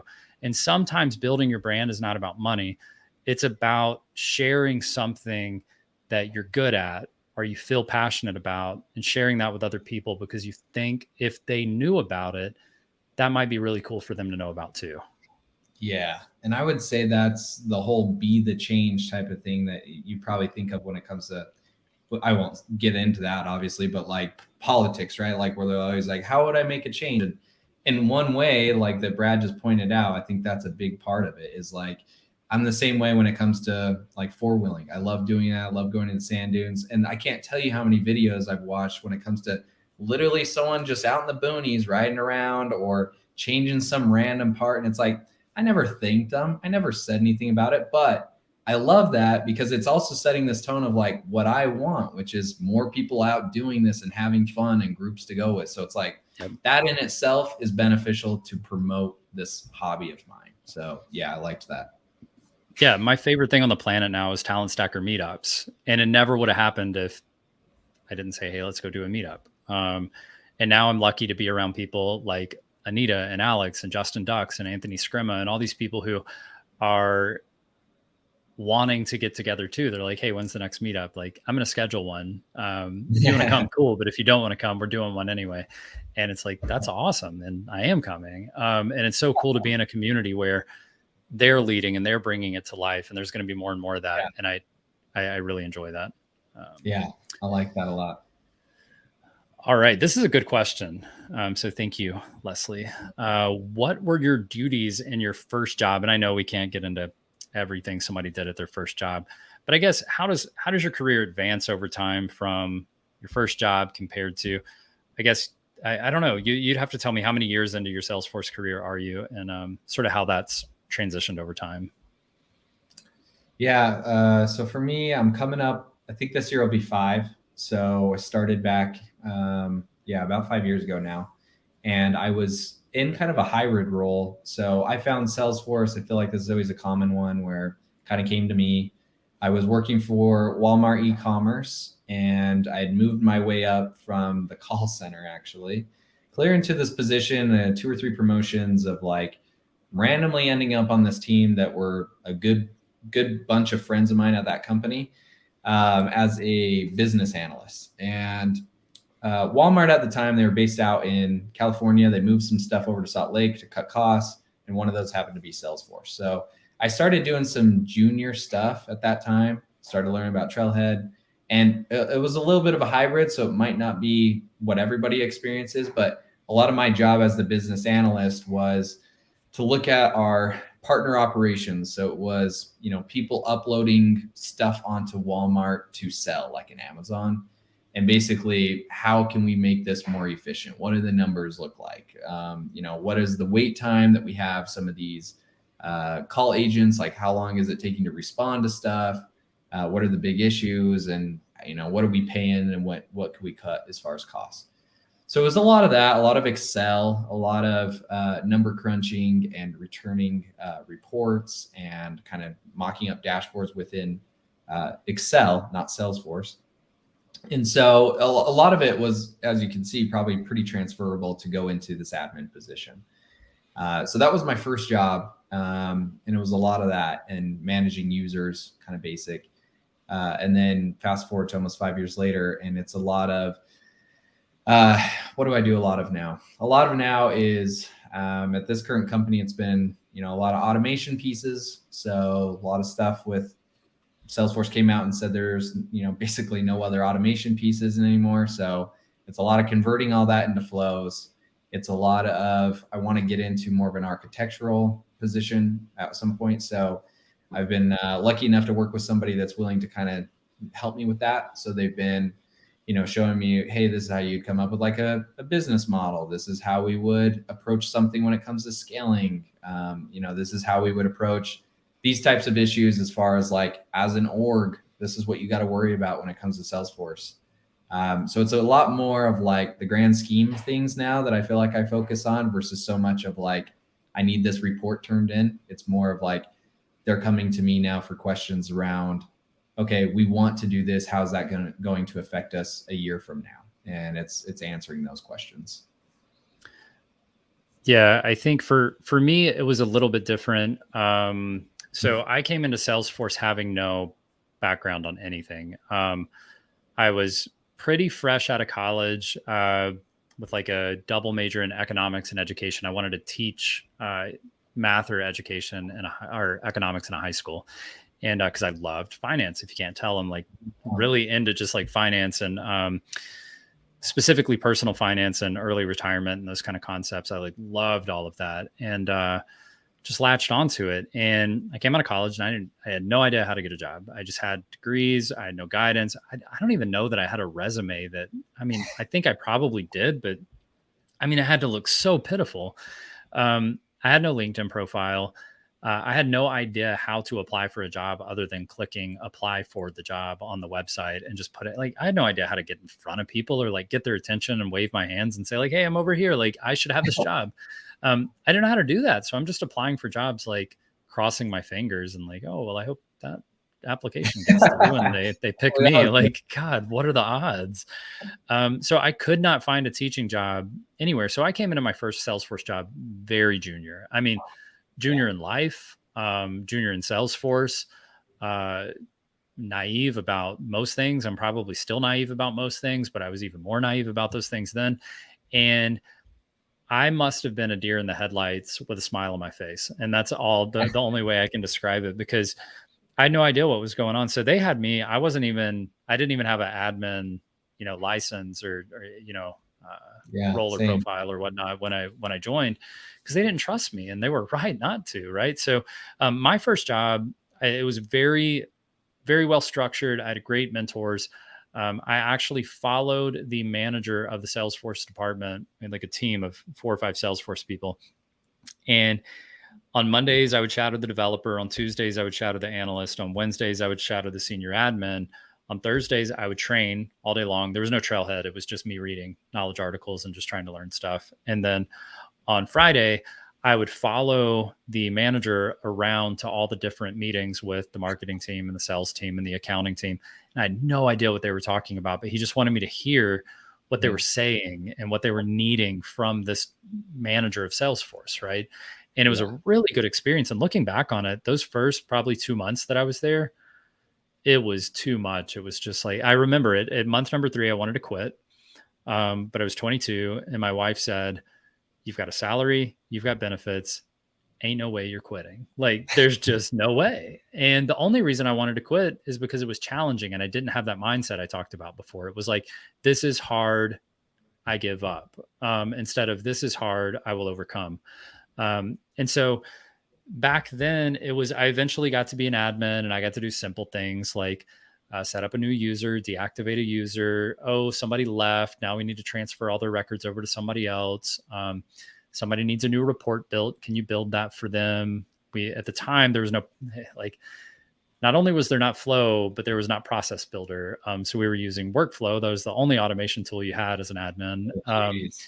And yeah, I'm a dinosaur. And so we used workflows and they were very limited. It was like an email alert or a field update. That was all you could do. And, uh, and so I would do little things like that. And I would screw it up. I would somehow screw it up and do horrible things and have to fix it. But I did a little bit of data work in Excel. That's how it progressed. Then they were like, okay, we need data exported and then mass updates made to that data. And then we need that re-imported and run the reports and make sure it came through okay. And then I went directly into consulting after that. So it got crazy fast. And it was like, you're on a project for an implementation and you're going to take this thing from start to finish. And that was a lot of just grinding and trying to learn and figure out, and a lot of late nights and weekends, learning and trying not to look like an idiot on the meeting on Monday. So it does change over time. You will find your feet. Don't give up in the first 3 months at your first job. Please don't give up before you land your first job. Ask for help. If you're struggling to land your first job, ask for help. If you land your first job and you're struggling in the first 3 months, don't quit, because that's what I wanted to do. And I never would have been here if it wasn't for my wife basically calling me an idiot and making me stay. So yeah, that's my advice. Just never give up. Just always reach out to people. We're around. Yeah, I like that. Yeah. So probably pretty typical with a lot of the other ones, like you're saying. It's a lot of, trying to just, I think this is pretty applicable to any job too, which is just, you get in there, you don't really know a whole ton of what's going on. And it is a lot of just, how do I like stay with it and kind of see the light at the end of the tunnel? Because I feel like you'll mess up a lot of stuff. You'll not understand what people are talking about. It just feels like super overwhelming at first. Yeah. That probably still happens day to day now too. Yeah. I think I finished out my mainstream consulting career. Every time I got a new client, I was super nervous. And I felt like an imposter on those intro calls where they were telling me about their company and I was supposed to be gathering requirements, and still felt like something was going to happen and I was going to get called out for not being any good. And that was, 10 years into it. And of course it never happened. There were some little flukes, but so much better than they do that they never see it. And you can just kind of play it off. But yeah. All right. So here's a good one. Not only a good one, an extremely common one. So failed my first attempt at a cert today, been studying a lot. I'm a Trailhead Ranger, multiple super badges, failed the exam. I feel lost. How do I prep for this next attempt? Any advice? So yeah, I'll let you run with that with the preface that over 50% of people fail the admin exam on their first try. So you are not alone. Yeah. Yeah, we could keep that one kind of short. I feel the same way. A lot of people fail. I failed my first one. It looks like you had done some studying. Going back to the other question we answered, I would just say focus on force has been really good. That one's awesome. Has a lot of really good practice exams you can take. Salesforce doesn't really go out of their way, I would say, to make you feel super prepared to take those. So it's pretty natural to, feel that way going into it, a little bit anxious. But yeah, Focus on Force has like the study guide that I really like, and then the practice test. And the best thing about the practice test is not only do you get similar questions that you'll get on the exam, but when you miss them, they actually go out of their way to show you like where it would be located in Salesforce so that you can kind of connect the dots there. So I would say just like go back to those if you haven't used those. Those are really good resources to refer to. Yep, totally agree. And I would say, too, some people overlook the fact that in Focus on Force, you have not only practice exams, but you have topic exams. So go back and figure out which topics you struggled with, and then you can focus in on those topic exams. If you go to this URL, or you can just Google like Focus on Force score checker, you can plug in the results from your exam, and it will tell you where to focus.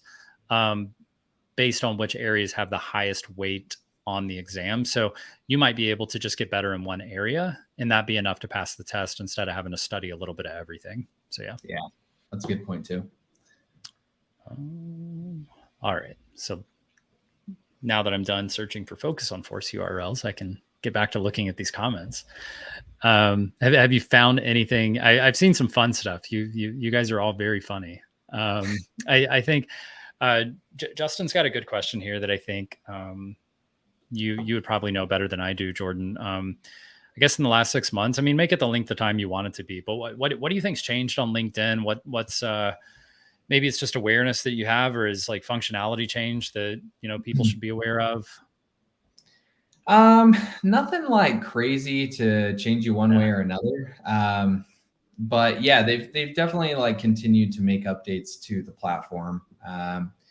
I'm trying to think if there's any big ones like within the last year, 6 months, or anything like that. And I think just maybe people utilizing it a little bit differently has changed quite a bit. I think just like as far as a behavioral standpoint, like me posting content every single day, there's a lot of people that still do. They'll post a lot of long form content, but I felt like when I first started, even just like whatever that was, a year and a half, 2 years ago, it seemed like that was kind of the way to get a lot of views, was to post something in like a story format, kind of long, pretty personal. And I feel like it's been making a lot more of a switch towards like shorter posts, almost like Twitter. Like if you think in terms of you only have 280 characters, if you post more like that, I think it makes it a lot easier to post more frequently, and it seems to drive a lot more traction and attention.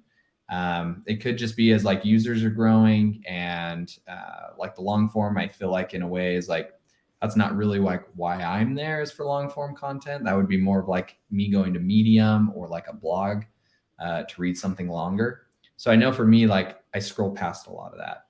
As far as like your profile, not much has changed probably from like what you've already looked into. I really try to highlight a lot of like the featured section that's been there for a while now. I don't know when they really introduced that.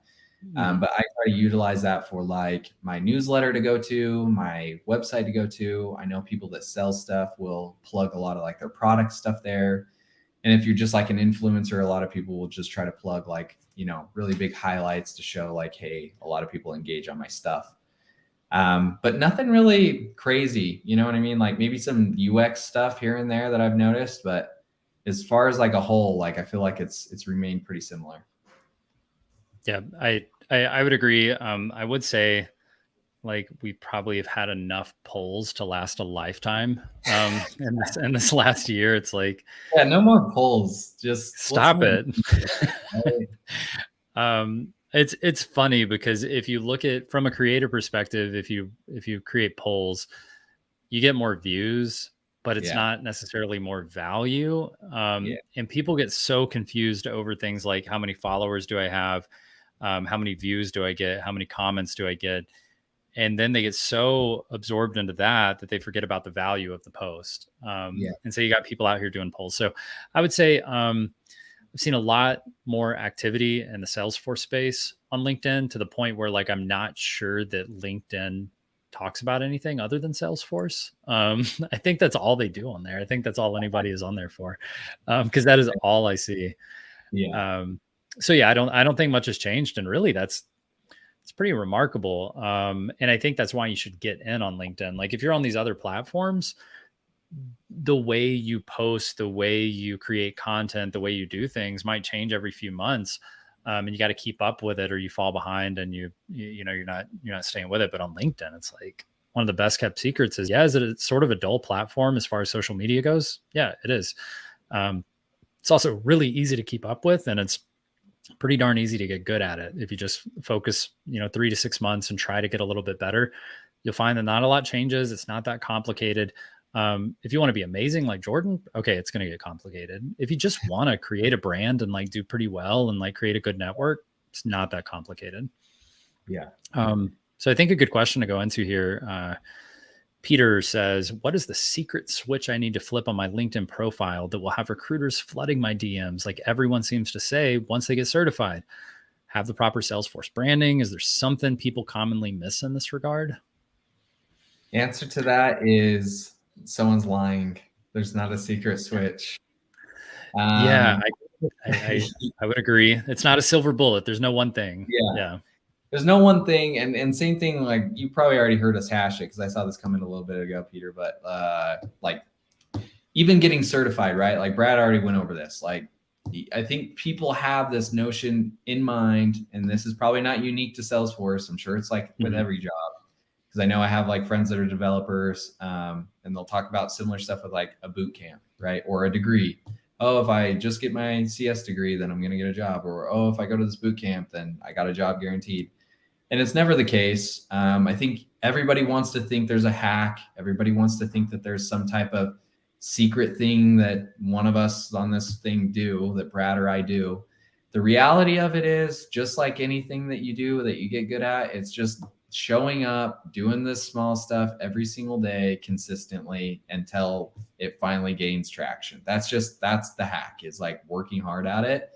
And so, yeah, to get people flooding, to use myself as an example, I did it for that reason. I know Brad's done more of like the business route. I'd love to do that. I've utilized mine a lot more for trying to make more money, like within a 9 to 5, and leveraging that. So that's the way I've made my return on LinkedIn and creating content, is in forms of like getting better jobs and working for companies I want to work for. And so initially, yeah, like the first, I don't know, forever, like it seemed like first 9 months or whatever, like the whole goal was to create content around Salesforce so that I would get better jobs. And that was me showing up. I think at first I was trying to do 3 times a week, and then I moved into like one post a day for 5 days out of the week. And now I'm doing 2 posts every single day of the week. So it really, now at this point, 2 years down the road of that much consistency and probably 500 plus posts, yeah, now I can come out and say that I average 2 to 3, I would probably say 3 more at this point, 3 job offers a week. They're not always going to be something I want or qualified for me, but it has brought that opportunity to be like, I can now select what job I want to work for, because I have no fear whatsoever that I will lose a job and then not be able to find another one, or that I want to switch jobs and I can't find one that I want to work for, because I literally get 3 job offers in my DMs every single week at this point. But the secret to that wasn't turning something on. It wasn't writing a keyword on my profile. It was every single day I'm creating content, I'm putting myself out there. And over time, 2 years, people finally are noticing, and now I get that perk. Yeah. Yeah. I would say for me, um, when you're asking for the switch to flip, it's make sure you heard what Jordan said, and part of what he was saying. Consistency, showing up, putting in the work, that's the switch. You will find it's not going to be something where you have this epiphany and it's like, there it is, that's what I got to do now, I'm seeing the traction, boom boom boom, and now I got it. So Peter, I took a look at your LinkedIn profile. It looks awesome, right? Like on the surface, profile photo looks awesome. Background photo looks awesome. Your experience, everything. There's nothing that stands out to me when I look at it where I go, red flag, that's off. Like that's off. So the profile itself, just like a good resume, it looks good. But the cool thing about LinkedIn is it's not a resume. It's alive. It's you. It's who you are. So one of the cool things about recruiters when they go check you out on LinkedIn is they can see what you post about. They can see how you talk to other people, how you engage with other people, how you communicate in a professional environment. So I'm going to pick on you because you asked, but post more, original content. I noticed you shared a few things. It seems like maybe once a week, once every couple of weeks. Pro tip that a lot of people know, but a lot of people still don't know: do not put links in your posts. It's going to bury your post. If you put a link in your post, LinkedIn sees you trying to navigate people away from LinkedIn, and that is counterintuitive to what they're trying to accomplish as a platform. They want people to stay on LinkedIn. So you'll notice when you got certified, your post blew up, right? Because you didn't have a link in it that took people to somewhere else and said like, hey, go check me out over here. Go look at this. So the first thing is, if you're going to show up and do the work smart too, right? And I think you'll know, like I'm an advocate of work smart, work hard. Do both. You can do them both. And so work really hard, but be smart about it. So if you're going to post every single day, don't put a link in the comments. If you're going to post every single day and people are commenting on your stuff, respond to them, talk to them, engage with them.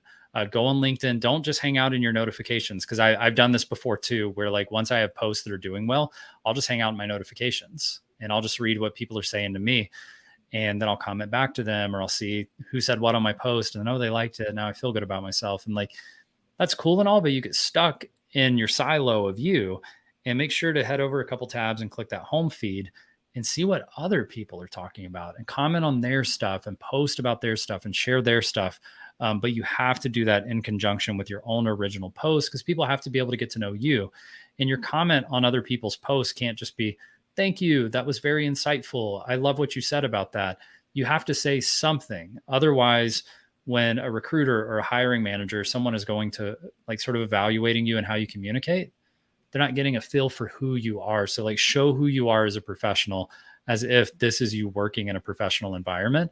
And that's how you would talk to your coworkers. And that's how you communicate on that topic to a coworker. That's what they want to see. They need to see you being you, not just being a LinkedIn bot that's like, share this post, like that. Yes, good post. It's got to be more original. It's got to be you. Like, be yourself, do your thing. Yeah. Yeah. And to Brad's point, I would just pick, 5. This is what I would do. I'd pick 5 accounts that are in your industry or something you want to be associated with that have a big following, especially if you're new. Go to those 5 accounts every single day without fail, or as often as you're on LinkedIn, and comment on whatever they post. And then that's going to get your name into their network. They maybe respond to you, and it kicks things off that way. Gets you a lot more views so people can start seeing you. And then definitely on your side, do everything Brad said as well, as like commenting back. And just know, like, it doesn't have to be this crazy amount of work for an undefined amount of time. Like, I don't know, Brad, exactly where you're at, like follower wise, or what your strategy is there. But at least for me at this point, like I know when I first started, it was like this, like just, doing all those things that we're talking about. And it's kind of a lot. Like, I get that. But at the same time, nobody follows you. So you got to kind of get out there. At this point, being at 60,000 followers on LinkedIn, it's a lot more where I do have the luxury, if I want to stay in my notifications. But that's also because I'm getting a lot of comments on there. I'm not getting 5 like I used to, or 2. It's like now it's going to be like 55 plus, right? So it's like I can easily spend over an hour, and that's good because those people see me, I respond to them, I'm interacting with them. And so it does change, like your workload will change. And I think that's applicable to any skill set really, which is it's usually pretty tough at the beginning. Once you start getting some of those systems down and kind of make a name for yourself and whatnot, you do start having that luxury where you can taper off in some of these areas. Yeah, no, I think that's right. And just figure out how you want it to work for you, but use it and put in the work and get a little bit better. There's not a silver bullet. You're not missing anything other than just showing up and being consistent. All right, so we're getting closer. We got about 15 minutes, so we got to be at least a little thoughtful about what we're going to talk about here. Do you? Here's one I don't know if you're into this, and I don't know if maybe you can talk about it hypothetically for your current employer. So we'll see. What are the ways to do freelancing in Salesforce? I seriously don't know if you freelance, and so if you do, we can just either way. It's all hypothetical right now. Yeah. Yeah. Well, keep it as hypothetical. I don't know what the regulations are. I know I've worked for some and they don't want me to, and others don't care. So, hypothetically, air quotes, for whatever I'm doing in life, is if I were to approach freelancing, what I would do is the same idea here. When you get on LinkedIn, having a purpose, I think, is the biggest thing. My purpose always was not necessarily freelancing. It was, how do I find jobs that I want to work for? And how do I make that easier so that they find me? And so mine was always that route. And that's what I planned strategy and content around. So it was like, how do I stick out better? How do I, show how I communicate and all this kind of stuff. If you were to go around freelancing and you utilize LinkedIn or a social platform, I would try to do that same thing, reverse engineer it. Like, okay, if I wanted to hire somebody to do Salesforce stuff, what would I look for in that person? How would I know that they're legit? How would I know they're good at what they do? How would I contact them? Where do I find people that freelance?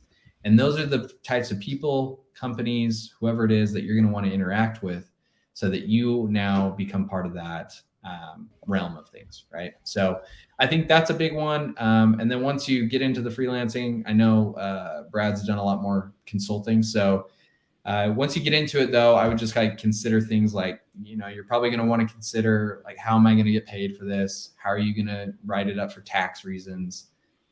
So have that all those ducks in a row.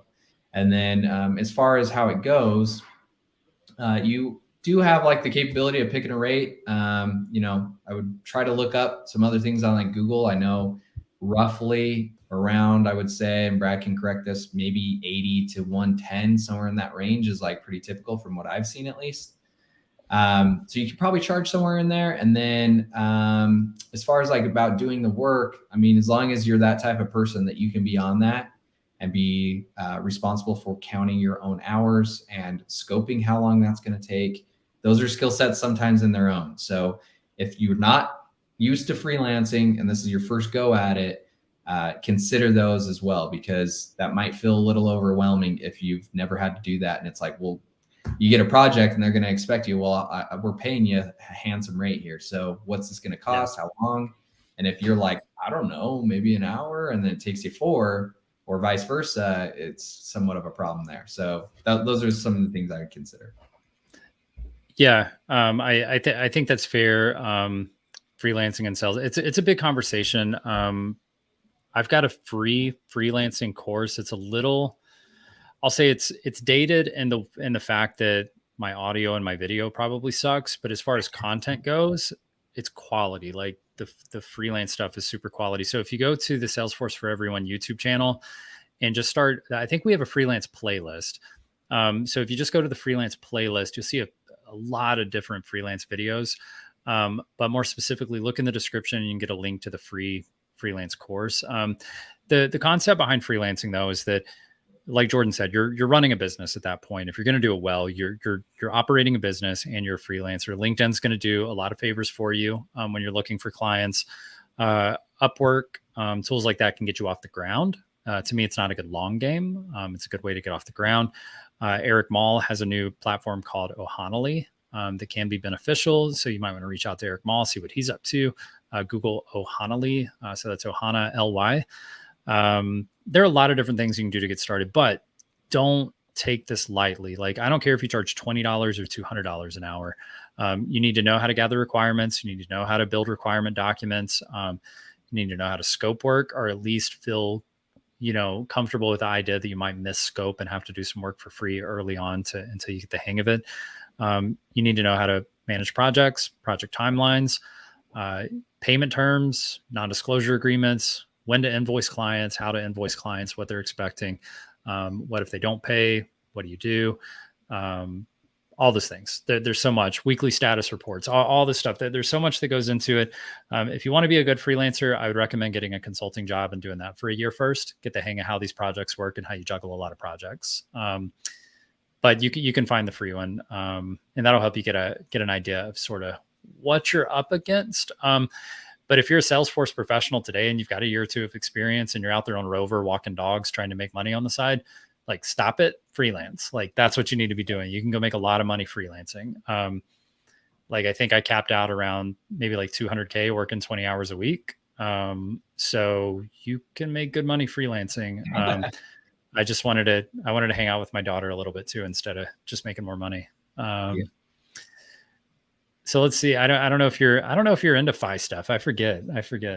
Jordan, are you into the financial independence stuff? I guess even if you're not, how has your Salesforce career impacted your financial stability and the way you see your future, I guess, and like the freedom that you have from a financial aspect that without Salesforce, maybe wouldn't have been quite that bright. Yeah. Well, big portion of it. This does not include any other compensation, and kind of the same thing. I'm not sure. I should have looked it up before, so I don't want to say anything that I'm not supposed to, but I'm happy to, if you want a specific number, you can feel free to DM me. I'm happy to share exactly what I'm making right now. But you could go look at Brad's last one and just know I'm well above that. So if that helps you out, anything, I've gone up a lot. And it's been really nice. And I think there's several ways to go around this. I am into the financial independence stuff. And so I've done a lot of similar things to Brad, I'm sure, of like, reading up on it, podcasts, how do I do this? What are the steps I need to take? Figuring things out and getting serious about like, what is an ETF? How do I invest in this stuff? How do I set up a 401? What's my HSA look like? Like, just other accounts, different places that you can look into. I've done a lot of that from some of the money that I've been making from Salesforce. And then the big one for me specifically has been with working in the tech industry. So I've been working in the tech industry out here in Utah, and people are going to have their give or take on what they think as far as when it comes to stock. But I've actually had some really good experience with stock options that I've been granted from these companies, and those things can be massive. I worked for a company called Divvy. They were acquired by another big company called Bill.com. It was a startup. I was given a lot of stock, and then they got acquired for $2.5 billion. So you can kind of do some math there. I had a pretty decent amount of shares. There's people that still work there. If I would have stayed there, it would have been a lot better than what I got, but I still got a nice payout from what some of that stock was. And so that one has been big for me. I know Brad has a different approach of what he's been doing for his, but for me, even just if that's what you wanted to do, stay in the 9 to 5, I still think that there's a lot of really good options of just like increasing your base and then having things like an annual bonus to count on in the tech industry, stock options to count on. My last job was a public company. So forget trying to worry about whether or not you're eventually going to get stock payout. I was getting RSUs. So those RSUs are getting paid out to me every single year. And that's a big part of your compensation. I know that's common. So if you get in with these tech companies, a good place to go is levels.fyi. If you're really curious about numbers, just go look at what those people make on there. It's supposed to be like a glass door. And they get paid very handsomely in these RSUs we're talking about in the tech industry. That tends to be a lot of their compensation. And so they can cash out that stock and make a really big impact on financial goals you might have when you want to retire, how you go about spending your money. So that's a really big one. Yeah, I think that's fair. And I think as far as Salesforce impacting, I did a video on and I know Anita and I joked about this on the podcast. I mean, sort of joked. It's also, there's a lot of truth to it. It's like, if you start a Salesforce career and you follow financial independence concepts, it's a reality that you could retire in 10 years. 12 years would be, there's a lot of things that go into that, right? It's like, are you going to continue to increase your expenses? Are you going to buy bigger cars and bigger houses? And have vacation properties and all these things. And if you keep doing all those things, then you are never going to be financially independent. And if you value all those things, then that's okay too. Like you don't have to retire early if you don't want to, or you don't have to position yourself to retire early if you don't want to. I personally, I don't invest in independent stocks. I do like S&P 500-ish stuff, VTSAX, basically low risk, just large index funds. Because I just want to make my whatever, a few percent a year. And I feel comfortable about it. You also have to keep in mind, I'm running a company called Talent Stacker, which is a small startup. And I have a lot of eggs in this basket, right? Not that I invested a bunch of money in this company, but this is where my money is, right? Like this is where I need to keep this asset healthy and make sure I'm doing everything I can for Talent Stacker. And that's my best opportunity to also increase my wealth. So I've got a very clear, like Monday morning, get up. I don't need to worry about what stocks are doing or if they're going up or down or whatever else. I'm very focused on growing this company. And in order to grow this company, I need to have success for everyone that I'm helping. So it's very aligned with what I want to do. And I really enjoy it. What I don't enjoy, and it's a personal thing, is getting up and looking at my phone and trying to figure out if the stocks are going up and down today for the ones that I own, and like feeling nervous or anxiety about those things. And I just don't want to feel it. So for me, it's very simple. But I would say for most people, when you double, triple your income over 3 to 4 or 5 years, if you can keep your expenses under wraps, like you can upgrade your lifestyle a little bit. Just if you get a $20,000 raise, don't upgrade your lifestyle 20,000, maybe upgrade it 10,000, and save 10,000. But just, it's like Choosify. I put them down here if you're interested in financial independence, which is basically just ways to just take control of your finances in, I think, more strategic ways than just putting 10% away into your savings account or your CD or whatever. So yeah. I know Brad put up Choosify. That's probably a really good place. I know I had a friend of mine recommend a book to me that's a really good starting place called Simple Path to Wealth. That's a really good one to just like, it's really based on that, because I think when you first start, just like all these other things we talked about, there's a lot of acronyms, there's a lot of jargon, and it's like, I just want to start, but like, where do I go and how do I know it's safe? And The Simple Path to Wealth is a really easy to read book. And he actually does say that within the book, like, okay, well, there's 9 million options you could look into, but the name of the book is called Simple Path. So the simple path is XYZ. And it's mainly what Brad said, also what I've chosen to do, which is just, go find an ETF. It's going to be long-term. You invest in it. You basically know that that thing's always going to go up. It is safe, and you're not sitting here stressing yourself out with all the other things we're doing, because, I'm not a day trader. I'm not specifically just doing this one thing. So it's like, I just want to put the excess money that I can into something that I know is going to be good long-term. And so that's a really good place to go. Yeah, for sure. J.L. Collins, smart guy. He's got this really awesome post called The Simple Path to a Lucrative Career. So you can sort of guess what he's talking about in that post. It's all about Salesforce. So yeah, J.L. Collins, smart guy, posting about smart things. So let's see. I think we've got time for maybe one more. We definitely appreciate you guys coming out and spending time with us. And I mean, this is probably the best slew of questions. I'm sorry we couldn't get to everything. This is probably the best set of questions I've seen on a live before. Like, these are such excellent questions. I think we've got a pretty educated crew showing up and asking the right questions. Somebody asked, if you make 150K already at your company, would you still be freelancing? And the short answer is yes. I think you could very easily be making, if it's all about the money, I would say that with the right strategy, you can make $300,000 to $500,000 working 40 to 50 hours a week freelancing. So 150K is excellent money. Do not get me wrong. It's incredible income. There's always a way to level up, and just keep in mind other things in your life too. What other things that you value? Maybe it's not about 150K. Maybe it's about working 20 hours a week instead of maybe only make 120K. So just keep in mind, freelancing gives you freedom when you do it right and you get good at it. At first, it's a struggle, When you get good at it, it becomes an amazing life hack. Yeah. Yeah. Yeah, I like that too. And to echo what Brad said, when it comes down to that stuff, what I've like learned over like this short 5 years or whatever, talking with the other people, I think when I first started, young 20s, it's like, yeah, that's what I thought I cared about, was like, how do I just make more money?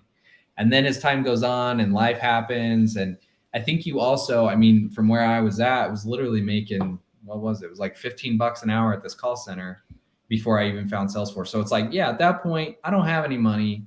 I don't have anything saved. I had just got married. Like I'm pretty much broke, right? And so it's like trying to figure out how to pay off cars, trying to figure out how to pay off like credit card debt, like that kind of typical stuff.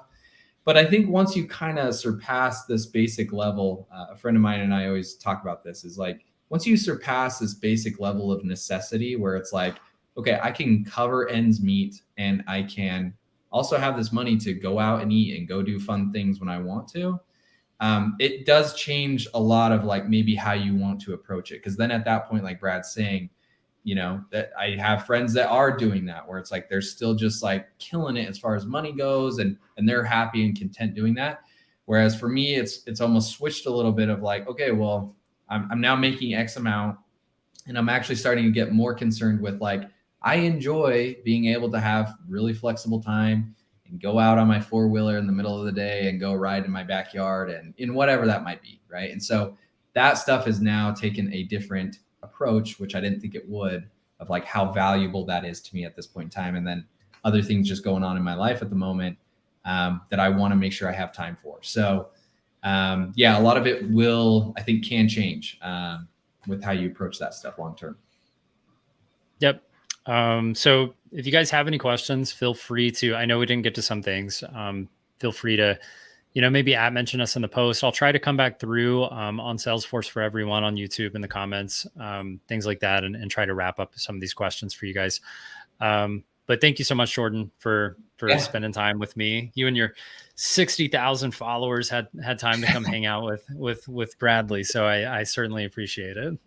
Yeah, no, it's always fun to do these. Always enjoy talking with you, and more importantly, it's always fun to like have an actual time to sit down like this, because I always feel like it's a little chaotic during the day to be like, okay, Yeah. let's answer some questions, crank this out, and help out. So to echo what Brad said, I know he's going to go through on his end, but also don't feel like shy to send me a message if we're connected or not connected. Try to send me a message on LinkedIn or Twitter, and I'll do the same. I'll do my best to answer your questions in the DMs. Yeah, we'll have to do this again, and next time I promise I will. I'll get my camera and everything set up in my closet, so we can bring this thing Yeah, full circle. let's both just do it from the closet next time. From now on, yeah, that's right. All right, well, it was a pleasure. Thanks everybody for coming out, and we'll see you tomorrow because we'll be all over your socials. So don't you worry. All right, Yeah, talk to you soon. Thanks, Jordan. yeah, thanks.